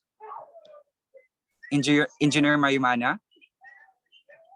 Hello, thank you for the questions. Actually, when writing research and review papers, the first critical things is you have to identify the topic, right? It can be any kind of topics, so it doesn't really matter because as long as the topic is, you can search the current hot topics based on the journals, and by that you can identify what are the hot or the current trend that are being discussed latest or the relevant information within the current studies. All right. So it is very important in determining or defining the relevant topics, and then you can write based on your selected research or review papers. All right.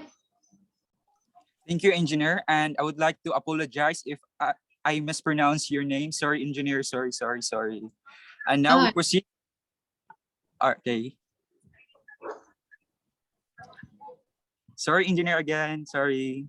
It's okay. It's okay. And now we proceed to the next question, please. For the next question, what is the most common basis of the editor reviewer to accept or reject the paper aside from following the journal formats and suitability of the study of the journal? Basically, the first thing when the editor want to screen your paper is it must be within the M and C journal. And after that, the editor will try to find the novelty of your study or of your work. Means that whether the similar topic has been published before, or whether the current topic has been improvised or has been revised. So in doing so, it is really important first, aside from meet the requirement of the aim and scope of the journal, you have to write your paper specific, be specific, and try to discuss something new, or if it's not something new, it must be improvement from the other studies, so that there will be some kind of new discussion or new findings that are you are going to introduce to the readers. Yeah. Thank you so much, Engineer. And Engineer, there's another question. Next is, research and review journal publication is an interesting task. However, in publication publishable papers, does it require any criteria or qualifications for the author to consider his or herself work valid and reputable? Engineer? All right. Yeah, it's true actually, because in writing research and review papers, especially when you want to publish in high-ranking factors like the Q1 ranking journals, it must be follow some sort of like standard, because if you aim to publish in high-ranking journal, it must be very, very rigid in terms of following all the steps that I've been mentioned before, like your research topic must be specific as possible. It must be introduce the novelty of your work.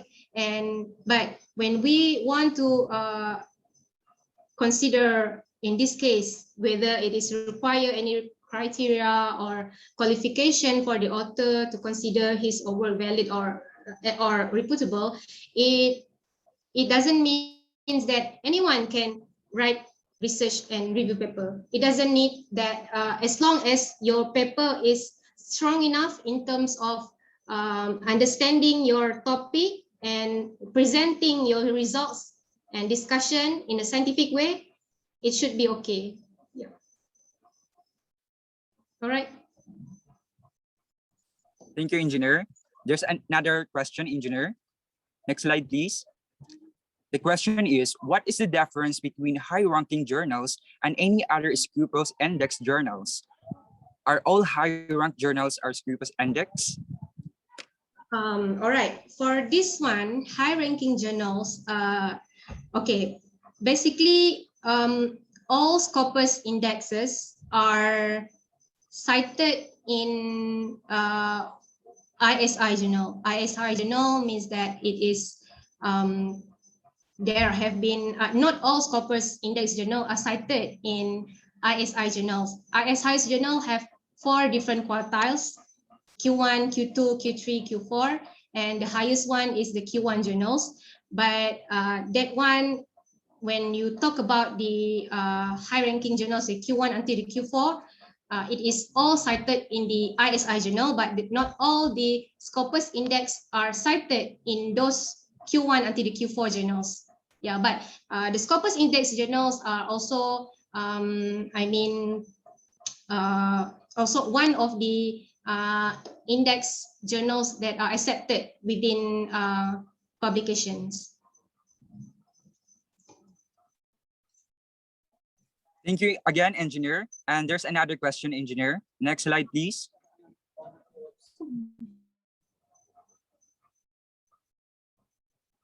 Okay. The question is, in publishing any research journal or review, it will undergo to peer review. Have you tried to review someone's article? If yes, what are the common considerations you considered in order to pass the peer review requirement? Yes, I have reviewed several articles before in high impact ranking journals and also Scopus index journals.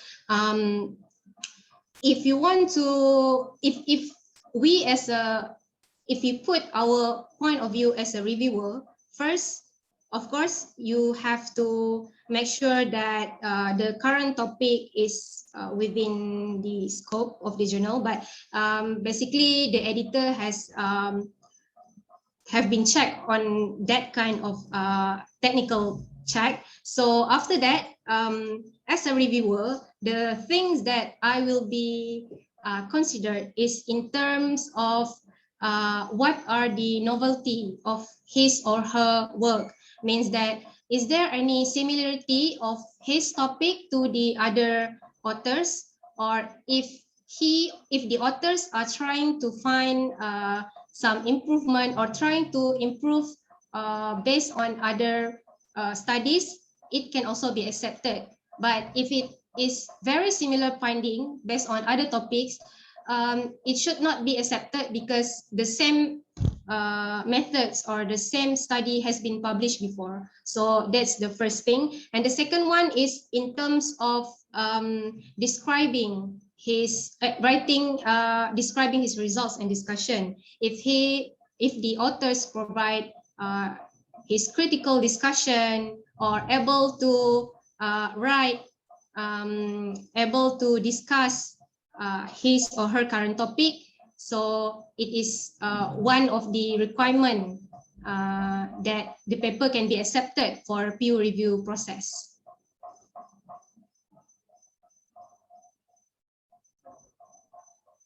Thank you so much again, engineer.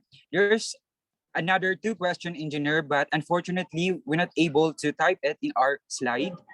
And the question, yes, engineer. The question goes like this. When we say peer review, it is a process of reviewing the paper with 2 or more reviewers from different institutions. Assuming that the 3 reviewers already gave their comments and suggestions to enhance the paper and they have opposite points or comments, what are the strategies to address all their comments despite being varied? Could you please read again the questions? Yes, sure, engineer. The question goes like this. When we say peer review, it is a process of reviewing the paper with 2 or more reviewers from different institutions. Assuming that the 3 reviewers already gave their comments and suggestions to enhance the paper and they have opposite points or comments, what are the strategies to address all their comments despite being varied? All right. Okay. First thing, after you have received the comments from the reviewers, you have to address each comment. Try to address each comment. Try to answer all of their questions, their comments, because by providing your answers to the reviewers, it shows that you know what you're doing and you know what are your topic is about. So that's why Each comment should be followed by your responses. By your references means that you have to try to make the reviewer understand and try to and be confident in what you're giving your answers with, and try to give as specific as good answers to the reviewers. Yeah, just answer the all the questions by the reviewers. Thank you so much again, engineer. And there's another last question, engineer. And unfortunately, again, we did not able to type this again in our PPT. So the question is, we have learned from our teacher in research that publishing in high impact journals is tough and requires rigorous process. It has also high rejection rate. However, what are the best advices you could give to us to really try to publishing our research outputs in Scopus Index and reputable journals? The things about writing, or the thing about submitting your papers in high impact journal is rejection is like a normal process. It's because the journal has to be selective, because they have to choose very, very selective or papers to be accepted as a publication. So I always told my colleagues and always told the students that whether your paper has been rejected by certain journal, just keep publish it somewhere else. Means that search for other journal and try to publish and try to see if you have luck in that kind of journal, and just keep publish until your paper accepted. Yeah. I agree with you, engineer. And I'm sorry, engineer, but there's one last question, engineer. This is a new question. All right. Right, just hi, engineer. What advice can you give to those students who are struggling on finding a topic for their research manuscript? All right. When you want to write a topic for your paper, it should be any kind of topic. As long as you are familiar with that kind of area, means that if you choose the student, they must be able to, they have like some sort of research of interest within his or her interest. So try to find the topic within your main of interest first, and then you can search for that kind of topic, because by finding the topic based on your research interest, you can search various information based on your main interest first before you find other kind of topics. Yeah. Thank you so much, engineer. I am very grateful to be one of the people in this event. Thank you so much, engineer. Yeah, thank you. Thank you so much, engineer, again. And now I would like to announce again that the evaluation form is already available in our chat box. So you can now proceed also in answering the evaluation after. At this juncture, we're now presenting the certificate for our first speaker.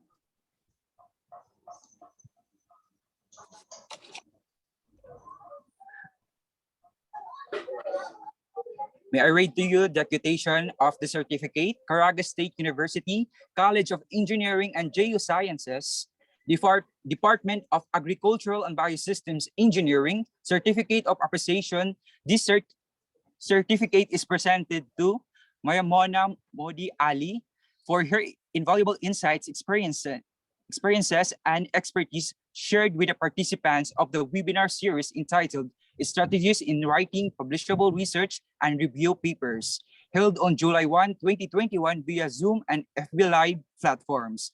given the first day of July 2021 at Caraga State University, Ampayun, Butuan City, Philippines. Signed by Engineer Philip Donald C. Sanchez and the Professor Engineer Miriam M. Santillan,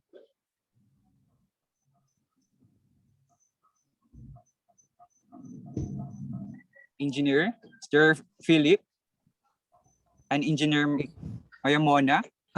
Thank you so much, Kenneth. Is in behalf of the ABE Department of Caraga State University, we are truly thankful and grateful for the presence and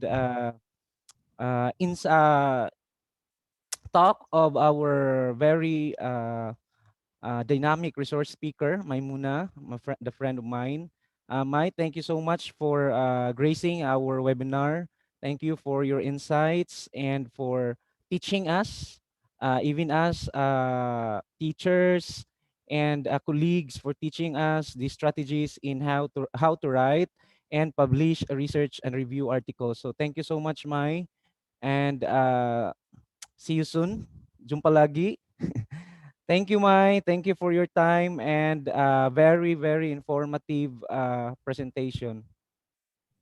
Thank you also for inviting me, and thank you everyone. Stay safe. Thank you. Terima kasih, thank you Mai. again, Engineer.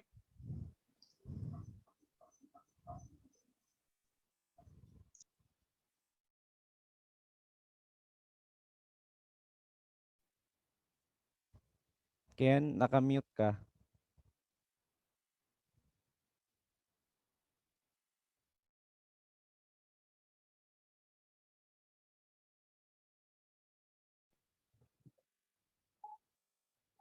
And now, at this juncture, next slide, please. At this juncture, let us please stand by. And I hope you guys are still with us.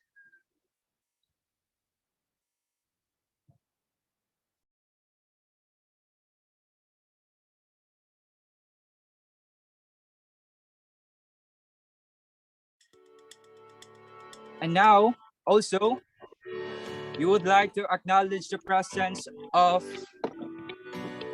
all students of Caraga State University, specifically the Agricultural and Biosystems Engineering.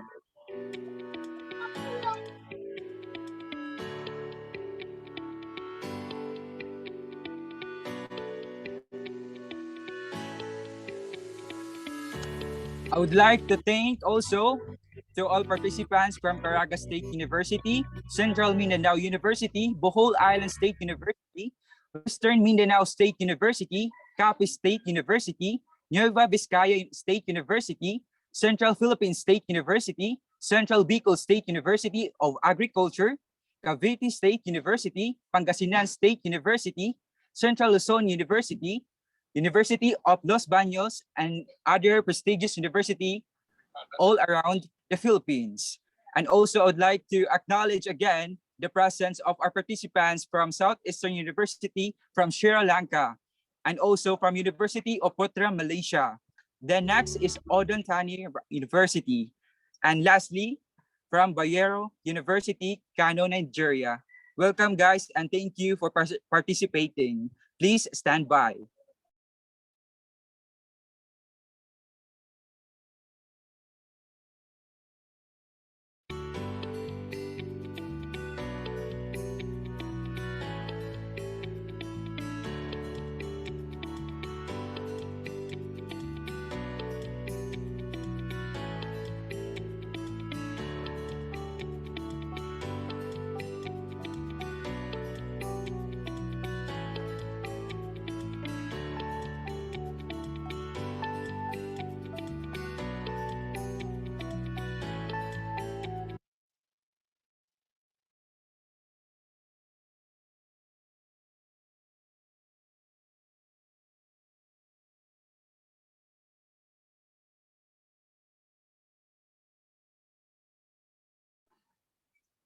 The floor is yours now, sir.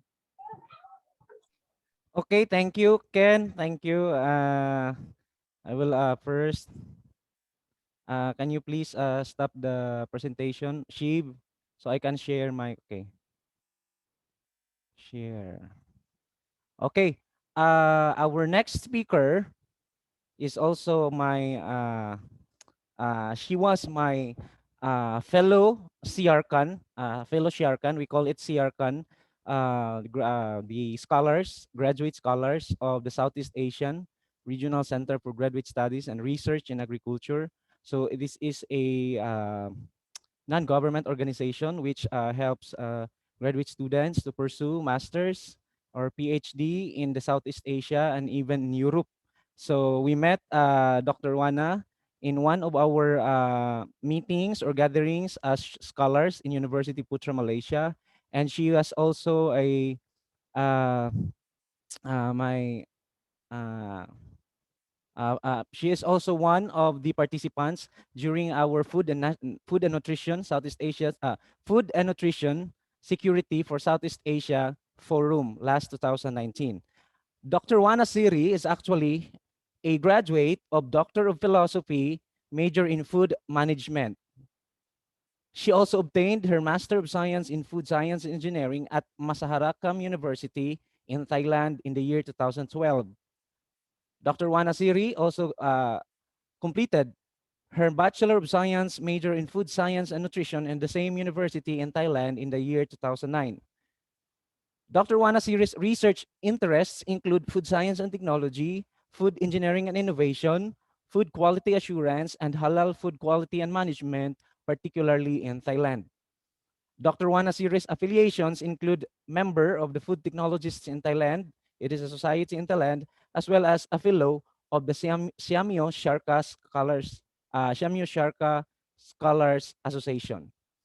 Among the research and publications of Dr. Wana Siri include development of food system, service system, of halal service system in Thailand, particularly on the state where Dr. Wana Siri is living, and she is also a winner of international winner of the research presentation pertaining to food engineering and food science conference.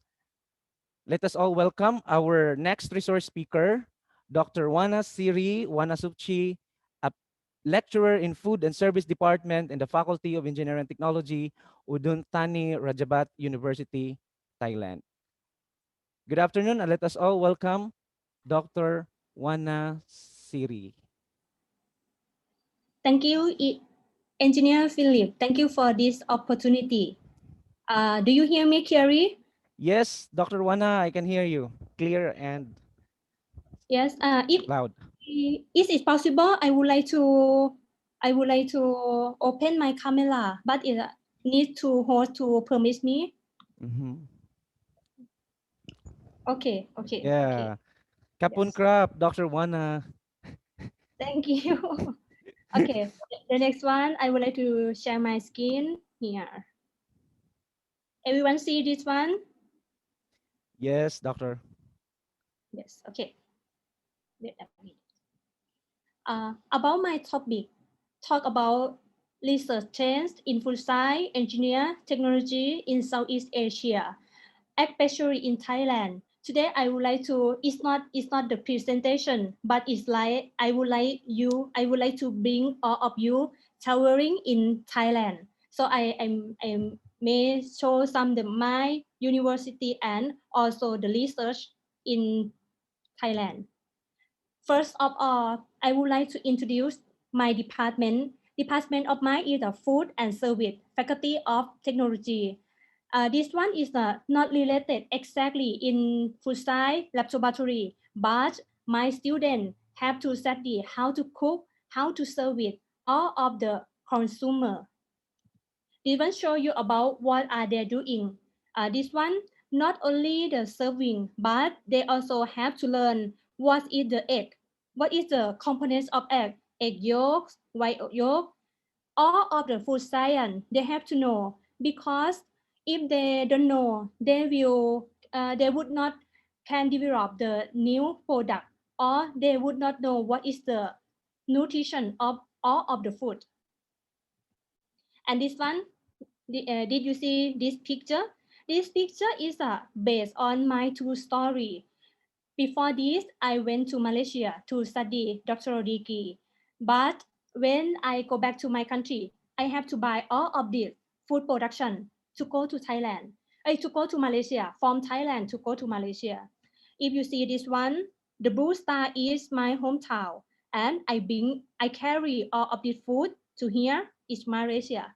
Why I have to bring this one to Malaysia?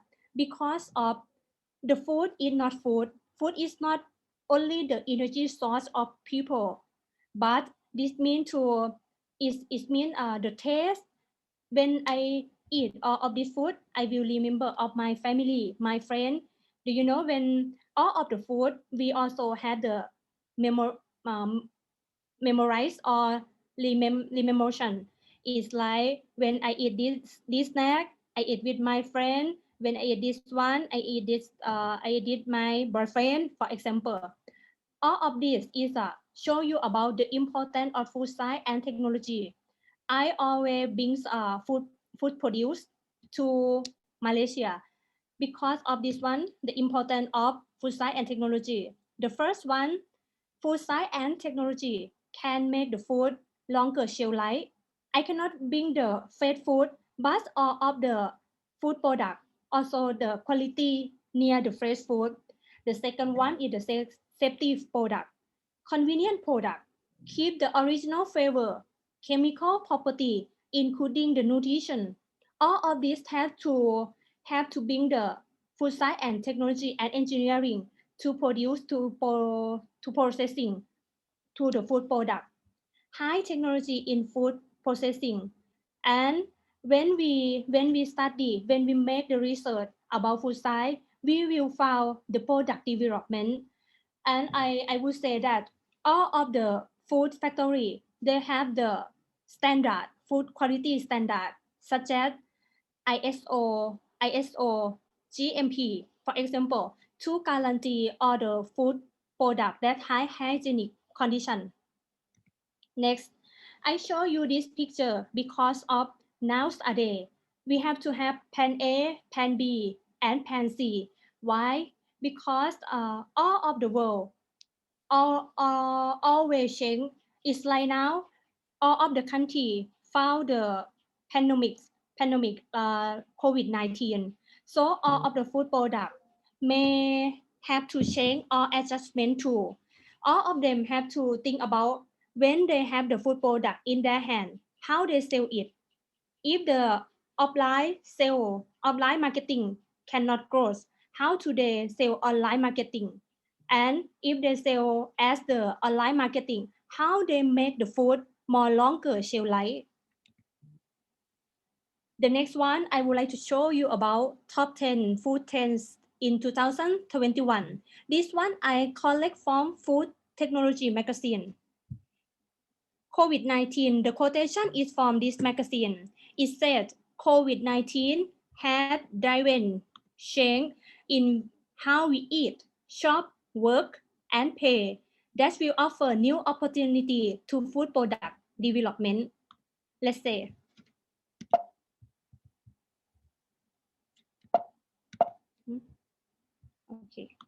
Okay. This one is the top 10 in the food 10 in 2021.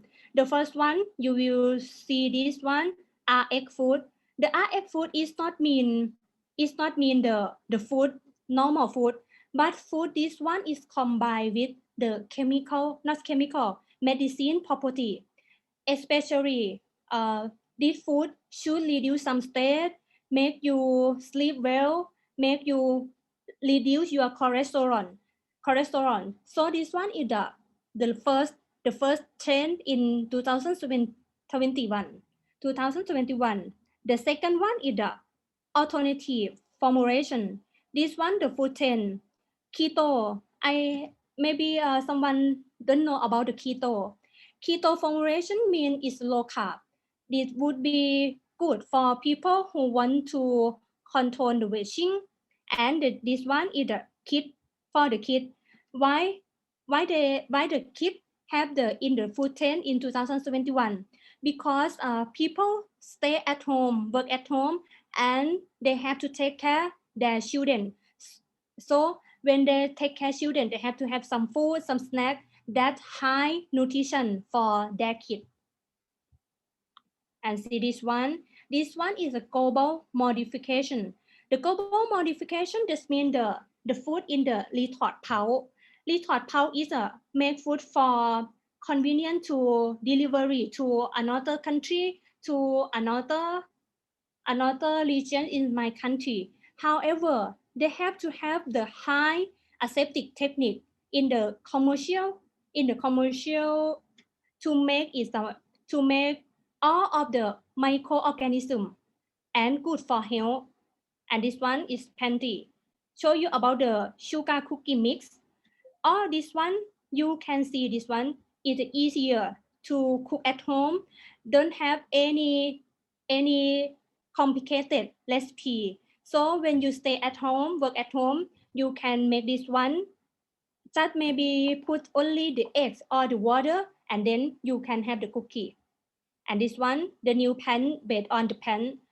Some you see this one, the hamburger here, it can make from the pan maybe soy protein or from vegetable, but it make the shape and the texture close to the beef burger or hamburger. This one also the new trend for vegetarian people who want to eat only vegetable. Next one, this one, the cob chicken. The cob chicken, that means the box. This one easier to cook also. When everyone to stay at home because of the COVID-19 or anything, they don't want to go outside, so they have to have the food or maybe frozen food, anything in their refrigerator. Maybe only microwave and then they eat the food for them. The 810 is a everyday special. The meaning is people stay at home longer than the past. They don't want to go outside. They cannot walk to the restaurant. So they will make the meal at their home at the special. And this one is a winning combination. Winning combination is the mean the food that make you easy. All of the top 10 food 10 in 2021 that the principle is have to easy and good taste. The last one is not the food from dog, but that means the food for dog. That is the 4-leg family members. In 2021, as I said, they stay at home, they have the time to stay with their pet. And then when they stay with their pet, they have to take a look for the food that are suitable for their family member. So I would like to bring you to this one, research 10 in food science and engineering and technology in Thailand. Do you see this one? This one is a lot of in my country. Lam, durian, mangosteen. Here a lot in my country. But the variety of food and vegetable. This is the advantage of Thailand, or not only Thailand, Southeast Asia. The next one is a lot of agricultural product. Long time ago, I went to Philippines and I saw the mango, the dry mango in the airport. The taste is very nice, and also when I went back to Thailand, I also saw this product in Thailand in the supermarket. So I think all of the Southeast Asia have the similar problem. That means lowest price. If we sell only in the country, the price is very cheap. The second is supply and demand is not balanced.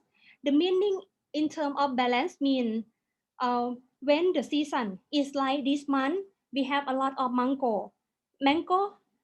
A lot of mango. So we have a lot of mango, but agriculture or farmer cannot import to another country. they will have some the waste product in the end of the season. The second one is the third one is food processing. Food processing in terms of this is some technology in Thailand. They have high cost. For example, the pasteurization process. If I want to bring the pasteurization in my home, I have to spend maybe $10,000, 10,000 USD to buy it. So farmer or agriculture cannot buy. They don't have enough income to buy this, to buy all of equipment. They only can sell the food or vegetable in the fresh food. So this one is the reason why the cheap is the price is very cheap. And the last one is export tax barrier. This one is mean in Thailand when we want to export the food or vegetable to another country. For the last time, we try to export pineapple to some country, and then when the pineapple arrive with the custom take maybe 1 week to check the quality, check the pesticide, check all of the certificate. The problem is the shelf life of the pineapple is too short because all of this is fresh food. So it's a fresh food. That means the shelf life is too short.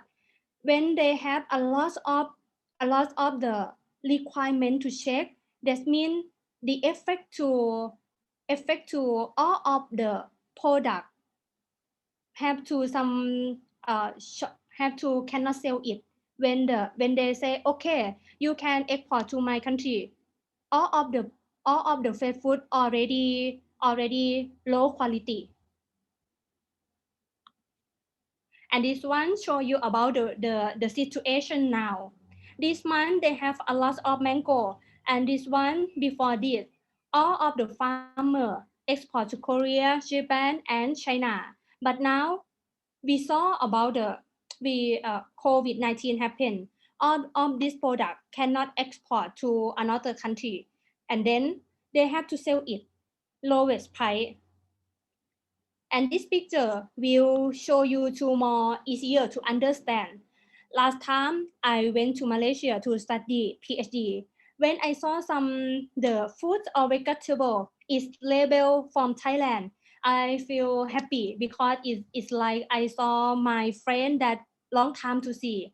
This one is a 3 USD in Malaysia. You can have only 2 mango. But if you have 3 USD in Thailand, you can buy a lot of mango. This one is the reason why we want to export to another country. But the reason that export trade barrier is a barrier to reduce the percent of export. We have to take a look of food science and engineering to process to production the new product development from fresh food and fresh vegetable. If you see this one is also one of that agriculture and a farmer bring technology to produce this one. This is a lot of fat ram, and then they ferment it and make it like this. This one, how we use this one? This one can bring to make some cooking food and make more sauce. And when the lesion of the ram go apart, and then we still have the lamb in refrigerator or in our kitchen.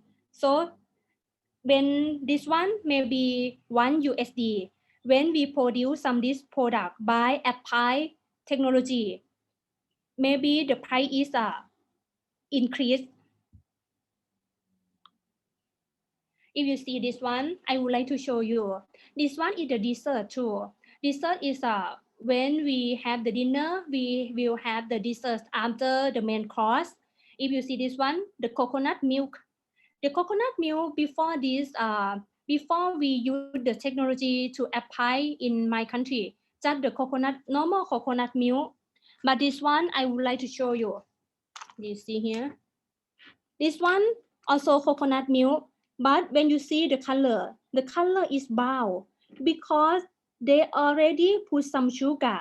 This one coconut milk and sugar together, but they apply about food technology to make it more longer shelf life and can delivery to nationwide allow my country. Still no need to can put in the dessert. This one show you some the example. And this one, someone may did not see this one before, but this one is a high protein sauce. This one also high protein sauce.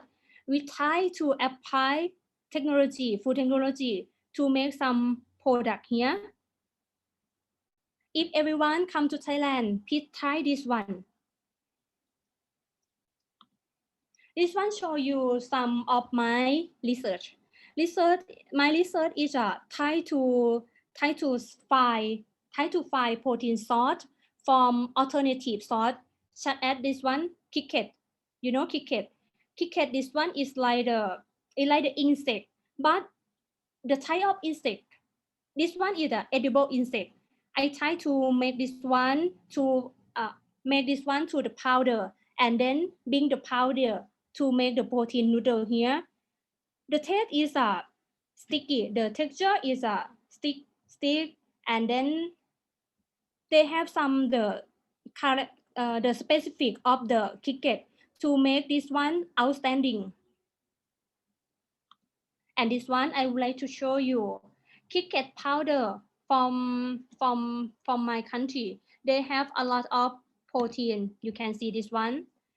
This slide will show you some the protein source. They have 63 of the protein source of the. So I would say this one may be the alternative protein. Some people allergy with gluten, so they have to find some protein from alternative source. Insect or edible insect maybe would become the popular protein source in the future. And if you see this one, in the control, when we put some cricket powder in the noodle, they have only 6.3.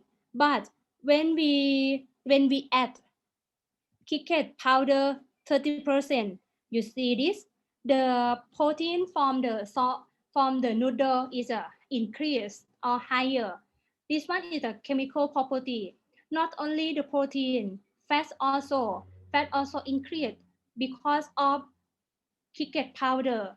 So the aim of this research is we want to make the protein noodle high protein, but this one would be friendly with people who allergy with gluten. This one I show you. The advantage of this product is a free gluten and made from rice flour. I would say that Thailand have a lot of rice flour because we eat rice at the staple food every breakfast, lunch, and dinner. We have to have rice at the main course. And next one, not only animal but also the plant. In Thailand we have a lot of plant than this one we call stevia. Stevia is the when we maybe they have the special characteristic that is they have the sweet. When we extract the sweet of this one sugar from this one, we can make the syrup here, and this syrup is good for diabetes people who have diabetes can bring this one to for cooking with coffee with their food because the percent of the sugar and the type of sugar is good for these people. Not only the people in the group of diabetes, but also people who to control their weight have to bring this one to eat with their food. And this one, nowadays, in Thailand we have a lot of a cow, milk cow, but people have to, the farmer have to bring all of their milk go to the, in is like the center. They have to bring all the milk to the center. Why they have to do that? Because they don't have equipment to pasteurize all the dairy product. In the past, when we want to buy some pasteurize system like this picture, they have to spend much money to buy this one. Nowadays, because of food engineering, they try to make the big scale to small scale and more cheaper. People who stay at home and they just want to pasteurize the food, pasteurize the dairy milk in their farm or the small farm. They may have some the 1 or 2 cows. They can buy this one and make some the milk cow for maybe for people around there. No need to buy the big scale like this. This one they try to develop the equipment to support the small medium enterprise or SME. This one also, because of a lot of agricultural product, vegetable or food. So we try to keep the quality of this fresh food by using the equipment. This one we call vacuum fryer. All of the agriculture, all of the farmer in Thailand, they will have some the center, and they will buy some the vacuum fryer like this. When people have the product such as mushroom, taro, pineapple, or jackfruit, they will go to the center and use this one to make the fire. And then when they make the fire, they will have some the product. The product is like the crispy food and vegetable. The next one, I would like to show you about the technology, another technology related food engineering in Thailand. This one we call light detector. Light detector is that they develop for detect some the right here. In the rice factory, they have to, maybe the light have some the lock or something contamination. They want to detect some the contamination in the, maybe the dark spot in the lights. This machine will help the farmer to detect that this is the right, they have the dark spot, and reject it from the bad number or lot number. This one also, not only vegetable, not only food, but also animal. This one we call catfish. This catfish is a lot also in Thailand. They can bring to do some many product about food. So this one we call fish size and grading machine. When farmer want to separate, make to group of the fish, they will use this machine to separate it, like the big fish grade A grade, grading A, grading B, grading C, and different grading, different price as well. This machine will help farmer to make it more short time to process all of the food, all of the cut grading of the fish. And this one I would like to show you about. Nowadays in my country, they try to make some the fresh food. It's like this, we call papaya salad. Someone may see a lot of this in Thailand. Before this, we cannot bring this one to other country. When we traveling or we have to go to study abroad, or when we want to working outside my country. This one we cannot bring to where we working, but this one we try to use food science technology to make it drier. The the positive side of this product is when we make it drier, the product is more shelf life, and then is a light, the washing is a right easy to carry, and then just put some cool water into the papaya salad here, and then you make it mix it well, so it will return to this form. Next, I would like to show you about Ratchapat Udon Thani University. This one, we have two buildings related to food science laboratory. The first one is here is a laboratory building. All of this including two departments. The first one is a food service department here, and the second is a food and technology department. We separate category of food into two because of food service related is a hospitality. Just a little bit on food science background, but food science and technology, they focus on how to produce the student to be scientists. And this one I show you about this one in the construction. The construction here is a pilot plant. Pilot plant in the future. The project in the future that we want to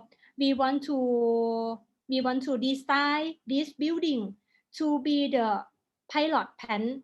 When people who interesting some food science or technology, they have to go to this building to give the advice, to give the suggestion. It's like they have a lot of corn there in their area, in their farm. How they make it more to be a food product. They have to come to this building to see the technology for all maybe training. Not only food technology, we also provide some standard, food quality standard, such as GMP. And in my country also have some food quality standard. Like this, I would like to show you here. This one is the rice ridings. It's like the milk, but this one made from rice. That I said. In Thailand, they have a lot of type of rice. So when people have rice and they want to make some like this to sell to extend the marketing, they have to go to this pilot plant to help them find the solution, to help them to solve their solution. And this one I would like to show you that some of laboratory testing is like this one. This one is a hot air oven, especially in Udon Thani Ratchapat University. We have the laboratory setting. We focus on proximate composition because all of the product of food have to report about proximate composition. And this one also AW. AW did mean free water. What is the percent, the content of them, and fat content, protein analysis. And not only this one, we also provide the equipment such as colorimeter, texture profile analysis. When you see this one, you will think, why this university have only the basic laboratory? Because of the policy in my country, that is Thailand. They have this one, science park. Science park will have in the big city. When we want to analyze more, like the advanced instrument such as SPLC, GC, we can go to this one, science park, to make the collaborate with them. and they will provide some the how to use, how to the recommendation and equipment for the student allow their responsibility area. This one I would like to show you.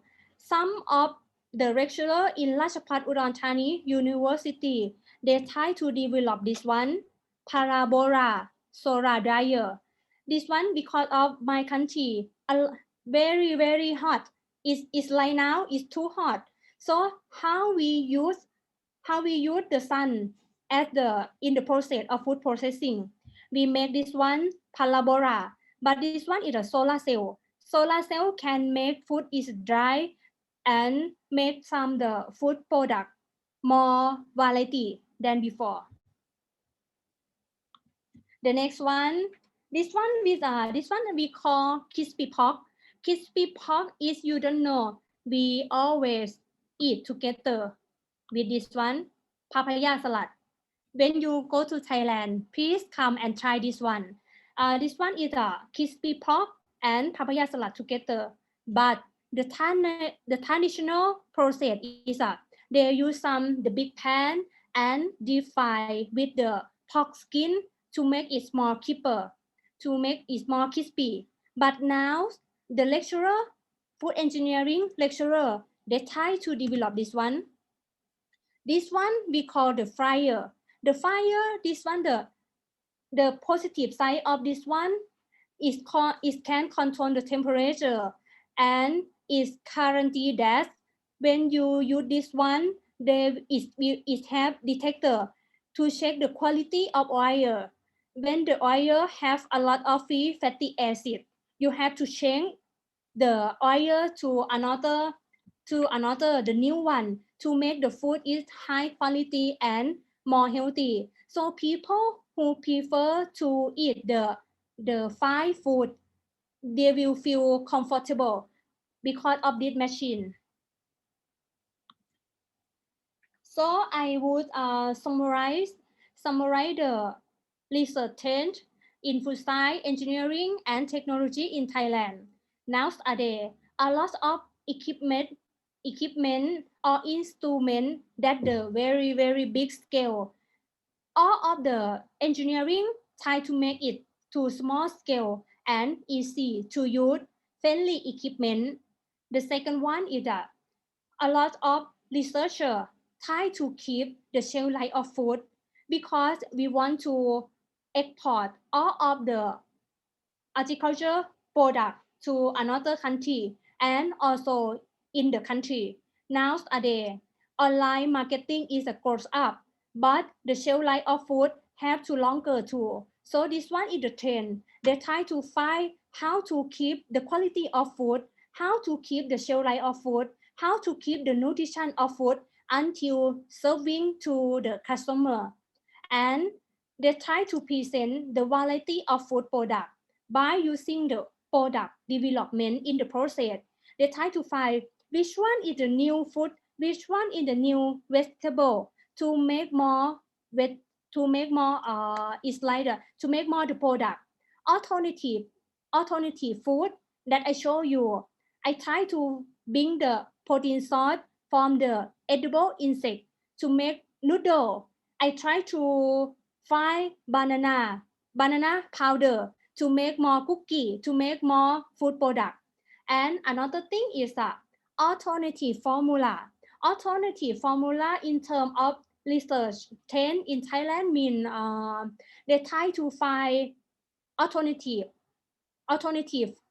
is like this cake made from the fowl and it have the gluten. So they try to make the right fowl, and people who allergy with gluten also can eat it.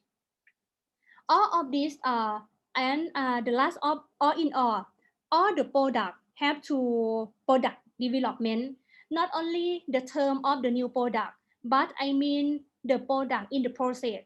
Product development, you will have the new product or researcher in Thailand try to product development by improvement the process.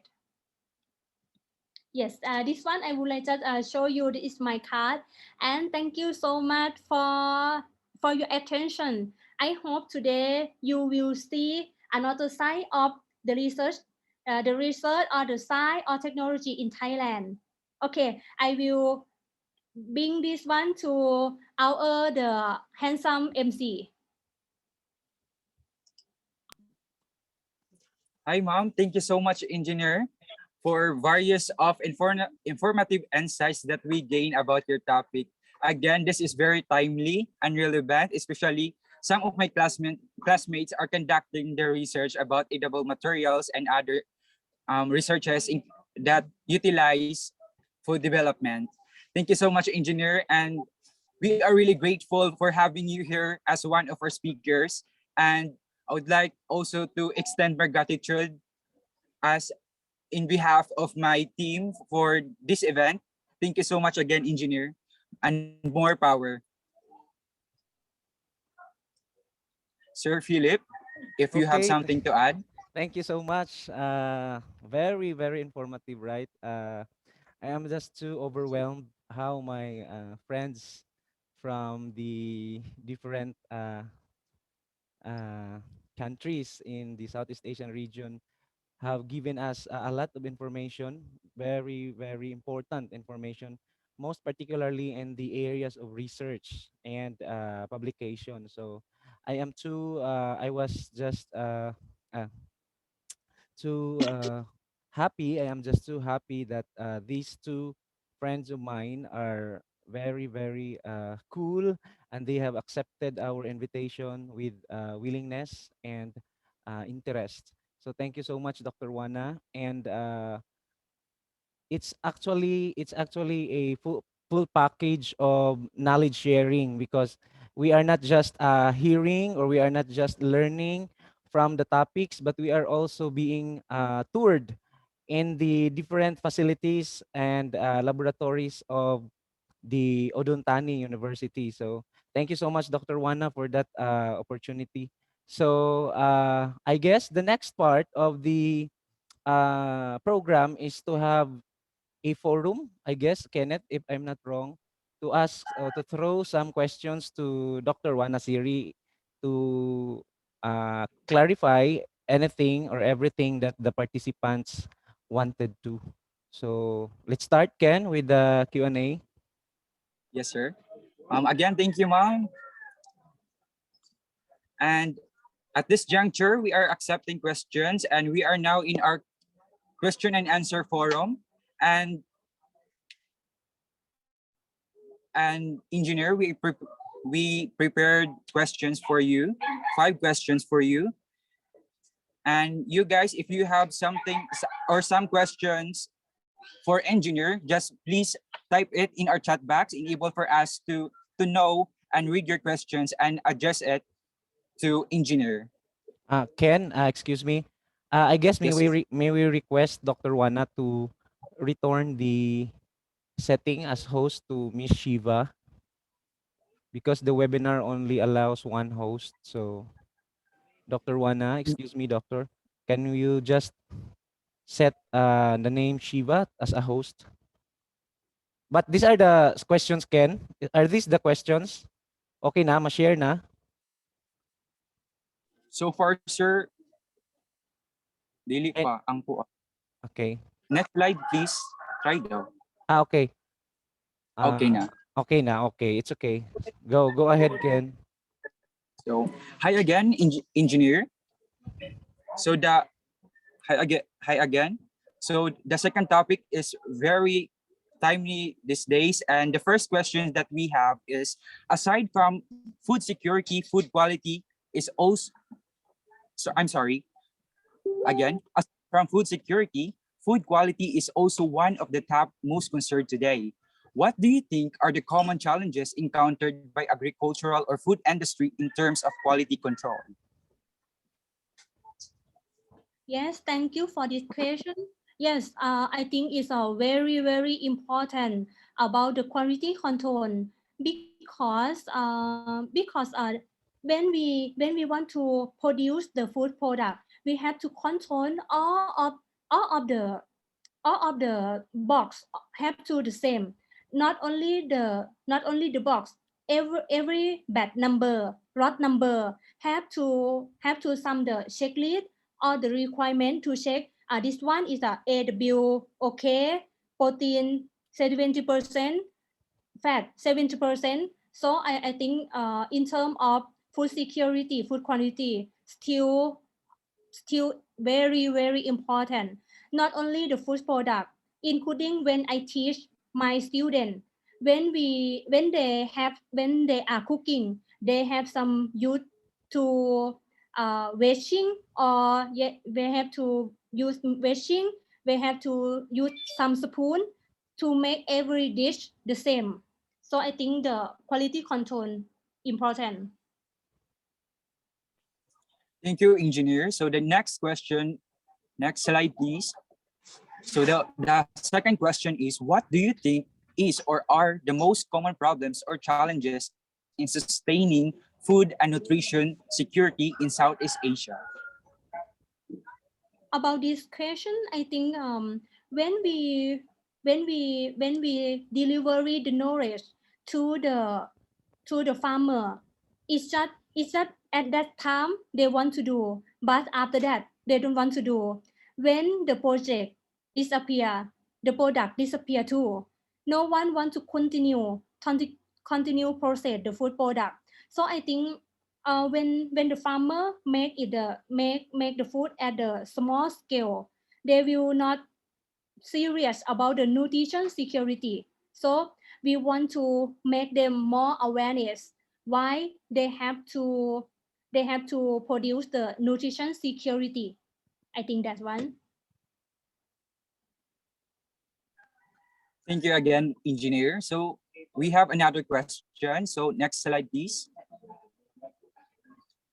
So the third question is, in food product development, the most common problem is the consumers. That is why most food scientists and engineers are not too keen in innovating in any value-added food product.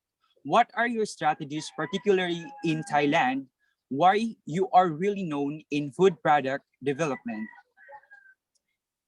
In the term of food product development in Thailand, we also made some the challenges, the difficult challenges.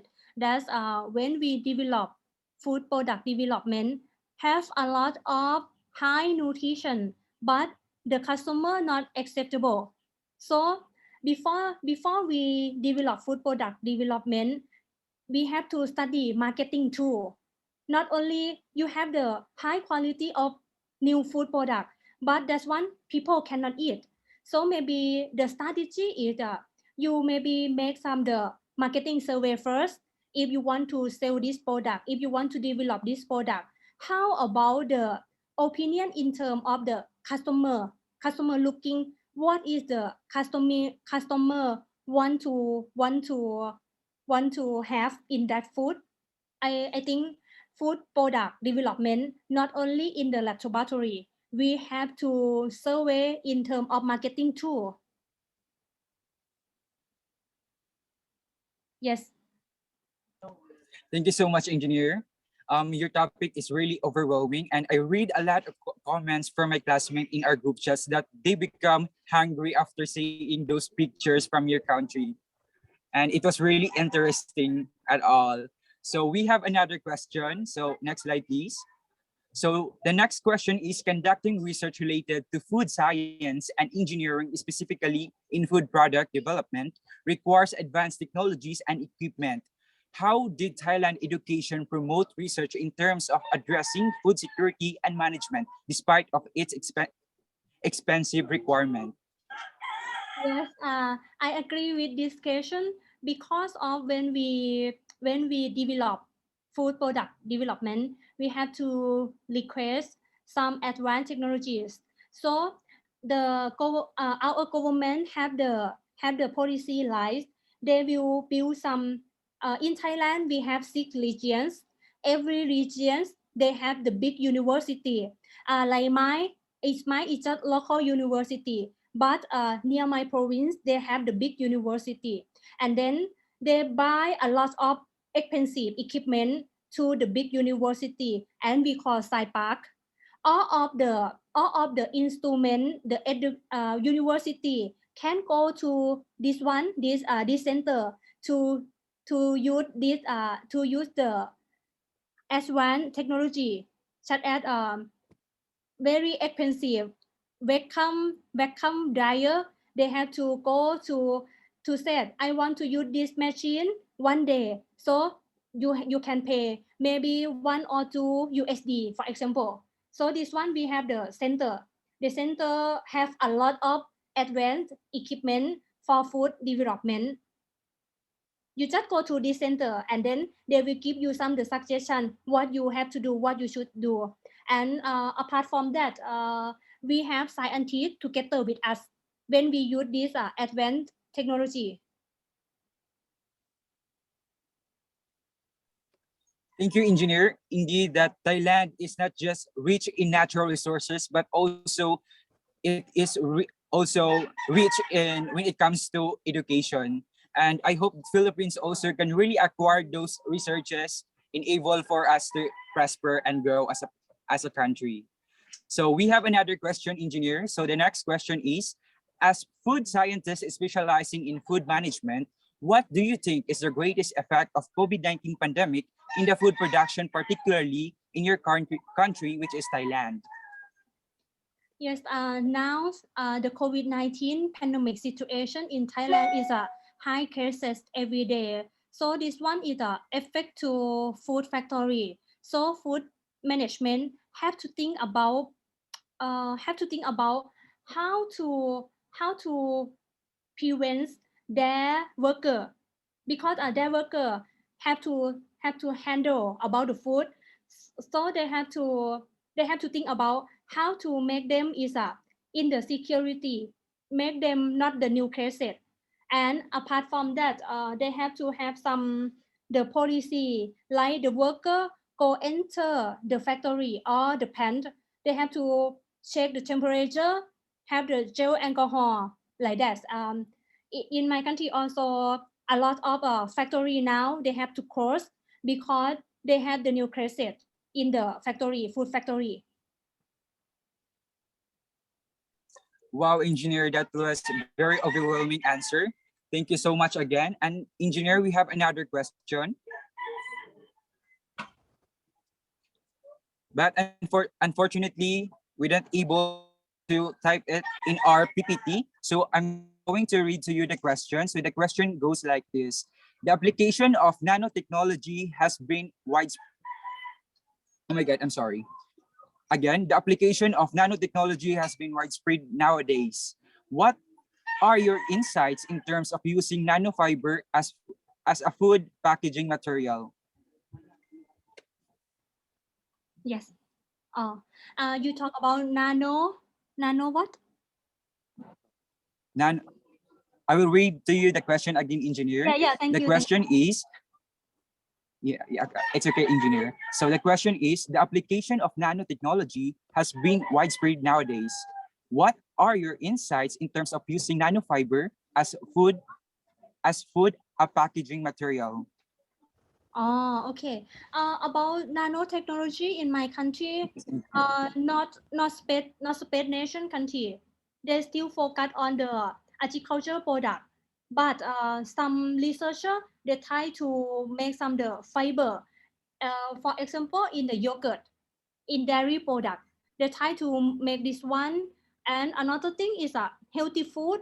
Like some people who want to control their weight, they use some nanotechnology put inside their food as the ingredient. Yes. Thank you so much. Your topic is really overwhelming, and I hope that can acquire it in our country and also in our research endeavors, because nowadays it really needs researches that is renewable, sustainable, and economically friendly. And thank you so much again, Engineer, for having us today. And we are really grateful for having you as our speaker. Again, we proceed to the next part of the program, is the presentation of the certificate for engineer. Next slide, please.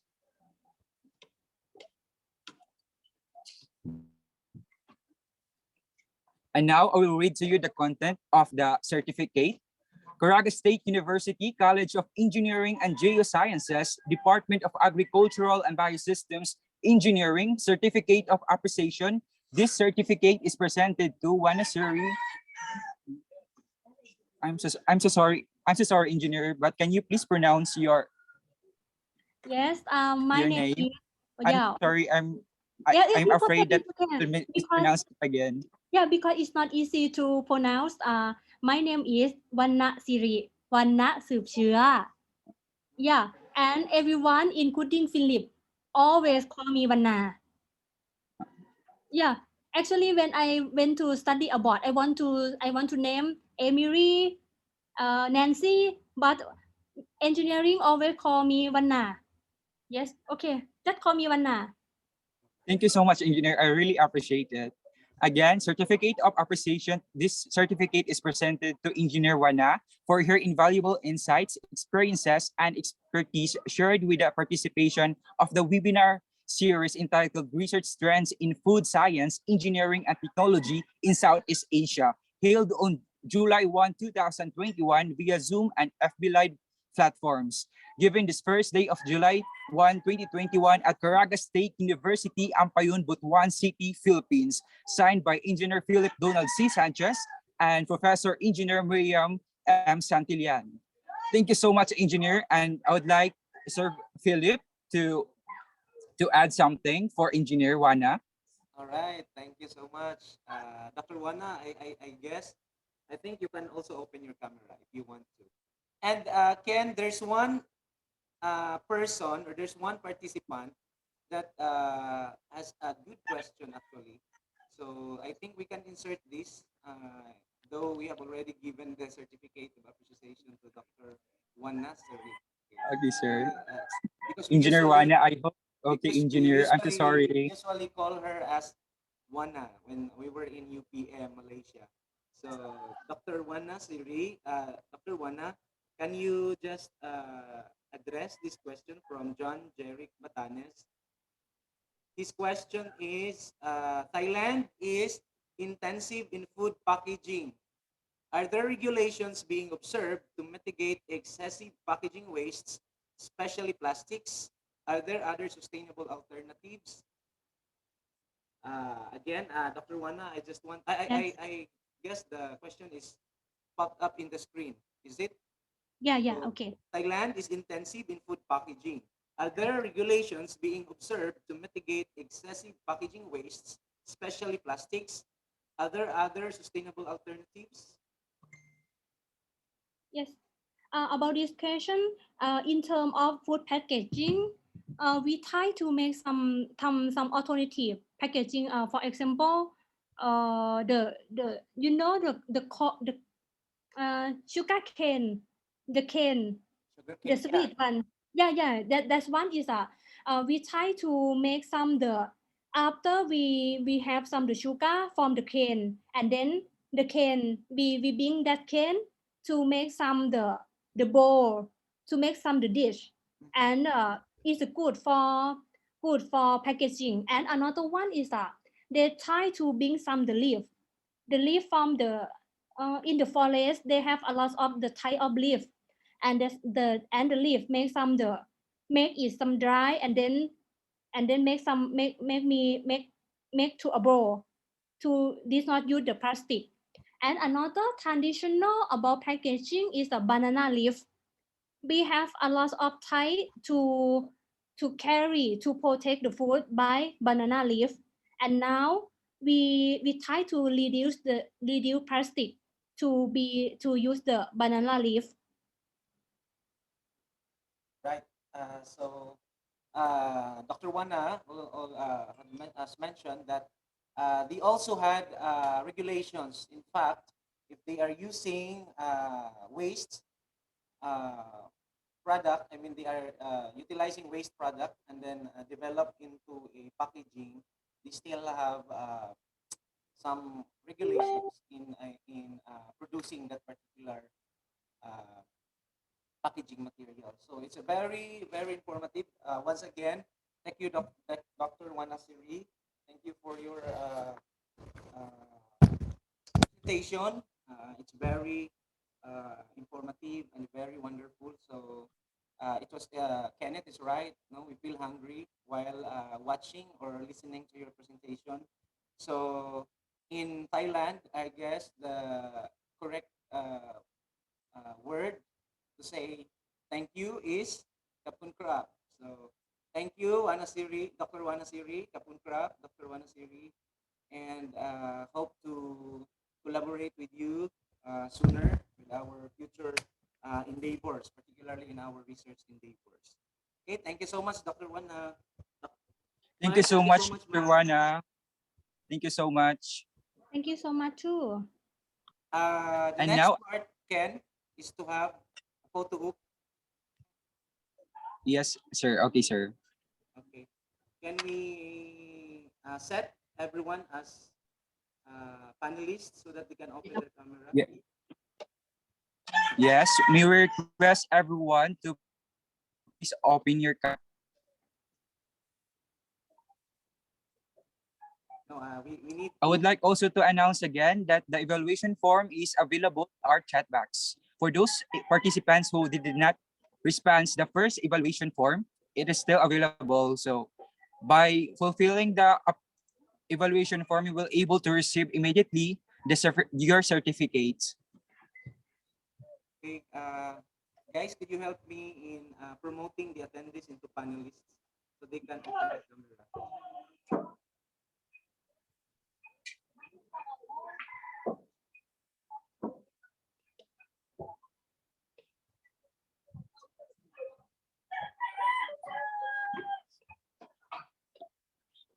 I hope you guys are enjoying our webinar series, and I am assured that you learned something more about this webinar.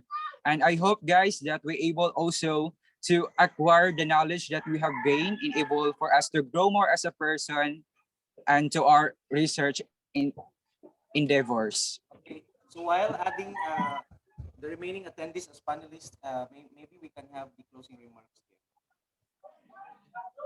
Again, we request everyone to open your camera and to have a photo booth. Everyone is invited to open your camera. So, everyone in?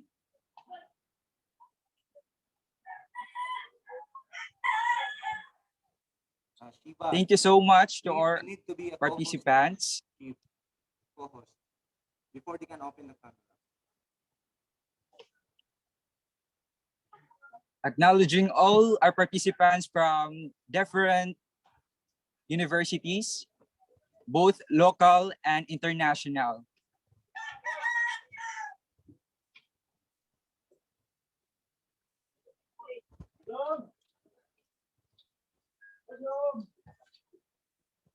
So while waiting, so again, I will recap the participants from different universities. Thank you, Caraga State University, Central Mindanao State University, UP Los Baños, and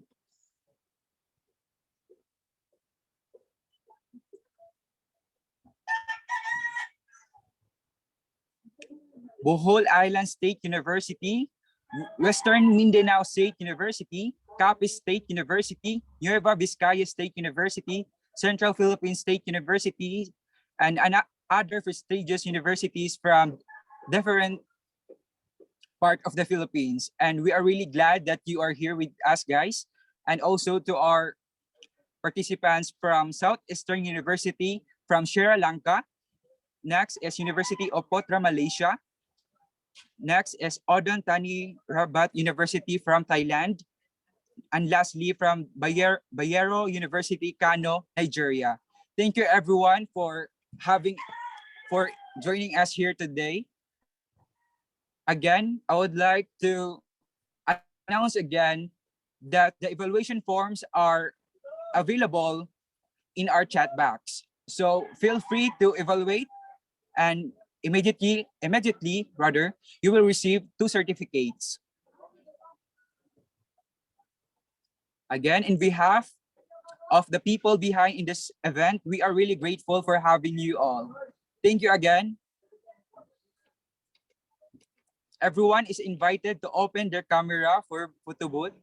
And right after that, we will have a closing remarks. So I hope everyone is still hanging there, because I know we learned a lot and we gained so much knowledge for this webinar series.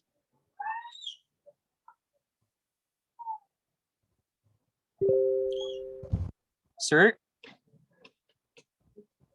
Okay, I think it's okay now to have a photo again. And then somehow we can have a photo.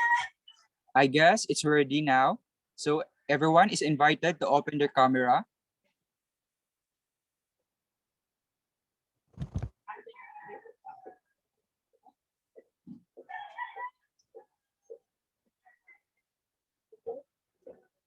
Okay na, sir? 1, 2, 3. Again. Again, guys. So everyone is invited. 1, 2, 3. Okay, last slide. Last slide. Okay, 1, 2, 3, smile. All right, thank you so much. And we can now proceed with the closing remarks again.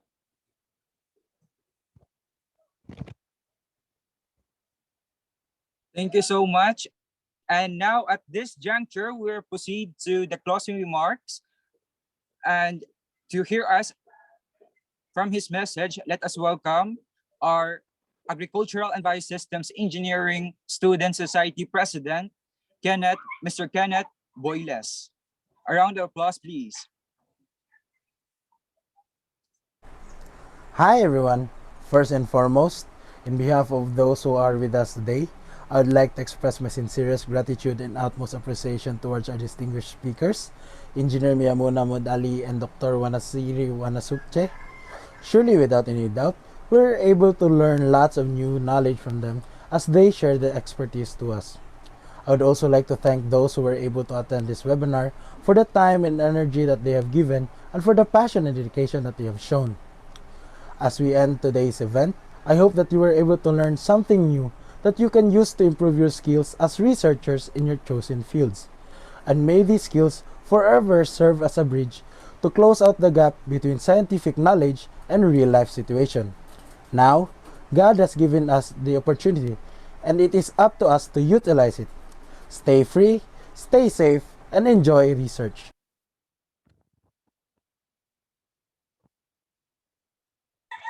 All right, guys. I agree with you, President. I hope that we will acquire all the knowledge that we gain in this webinar series. Again, thank you so much, everyone. Thank you so much to those aspiring agricultural and biosystems engineering students from different colleges and universities. Thank you so much, guys. I hope that you'll able to grow more as a person and will leap more in your research endeavors. We are all rooting for you to succeed in life. Stay safe, and I hope that you're always in good shape. Thank you so much, Dr. Wana. Best regards in Thailand. Thank you, Mai. Thank you so much, Mai. Terima kasih.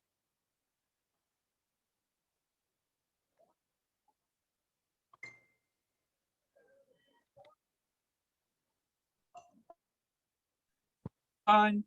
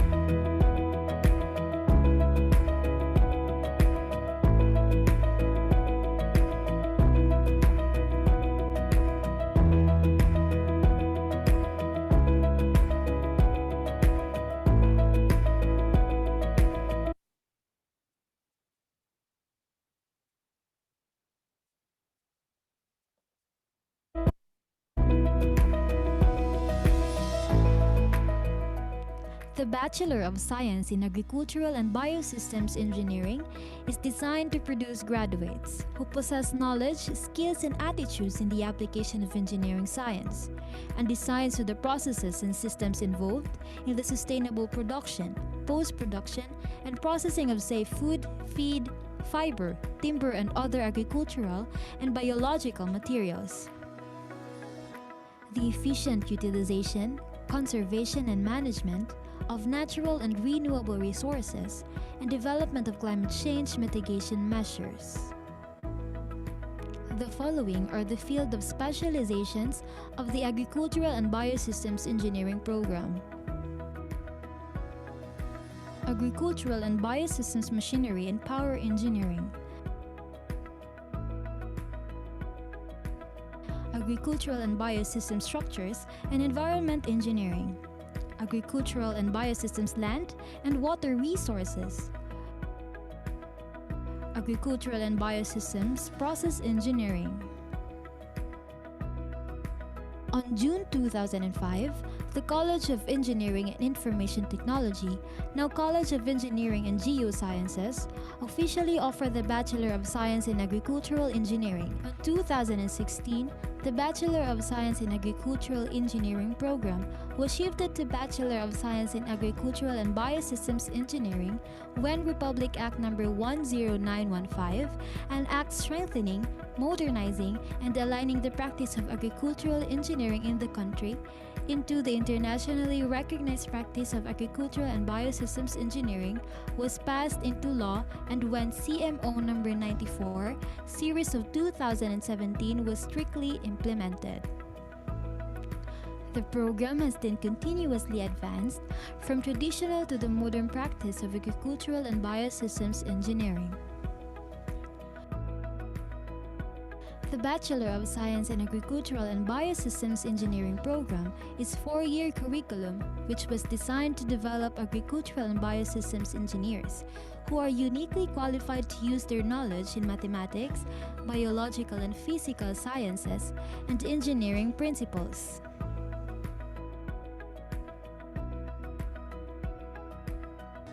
The said curriculum is categorized into technical and non-technical courses. The technical category are those courses involving mathematics,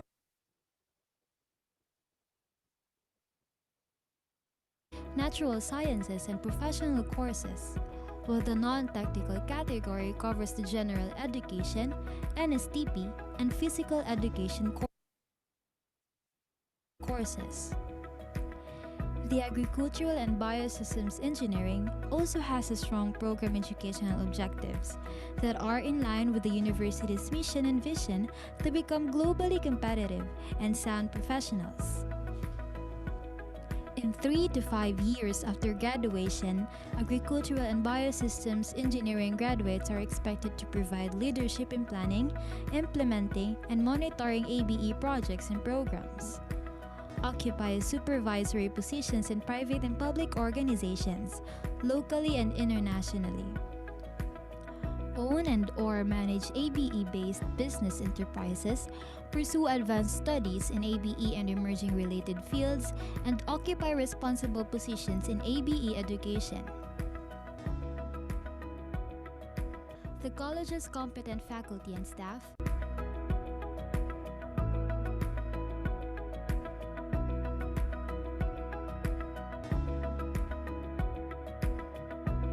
If we have a photo. Okay, you can open your camera. Is that the other guys already in the panelist? Murag na lang gyapon sila sa kuan. They are still in the Ang uban sir bisag i-add. okay. I-promote nato sila para tayo photo. Sige sir, 16 na lang.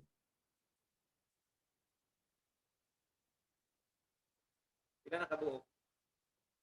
17. Paki-promote ko ani.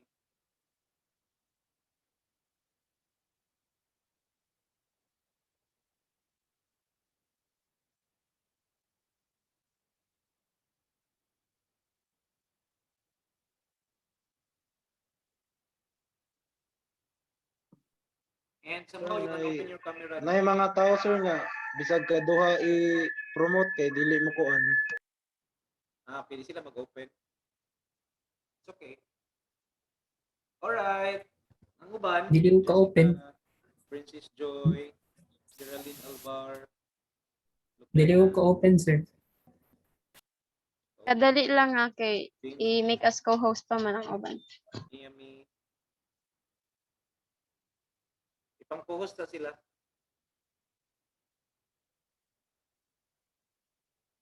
Alright, how was is Dr. Juana still with us? Wala naman sila. Nag-leave na sila. Okay. Alright, so next week we will have like one session pa for the intellectual property rights, and somehow this webinar is also important, particularly in our profession, no? Because we will be talking about technology transfer, how to apply for patent for our technology, develop technology. So let us also have the same energy in participating in supporting the next week's webinar. Okay, so can we have a photo op now? Thank you, James, for the design and layout of our posters, banners. Clap, clap, big clap for James, and thank you so much to our officers, facilitators, Kenneth, Sindol, Kenneth Boyles, Marjun, Anibeth, Shiva, and Jason for helping me in achieving this very relevant activity. Thank you so much, guys. Asan ang uban? Okay, I guess that's all, and then we can have a photo op, and then we can now leave and have a wonderful afternoon with a lot of learnings. Did you learn a lot? Did you learn Yes, a sir. lot? Yes, sir. What did you learn, James? Yes, sir. Cricket, James Ariston. What did you learn? James Ariston and cricket. Ang ganahan, sir, kay katong about sa trends. Trends. Okay. Wala pa gyapon ning uban. Sige, kita na lang for 1, 2, 3, smile, 1, 2, 3. Alright, wait. Kaya next na po nga pa.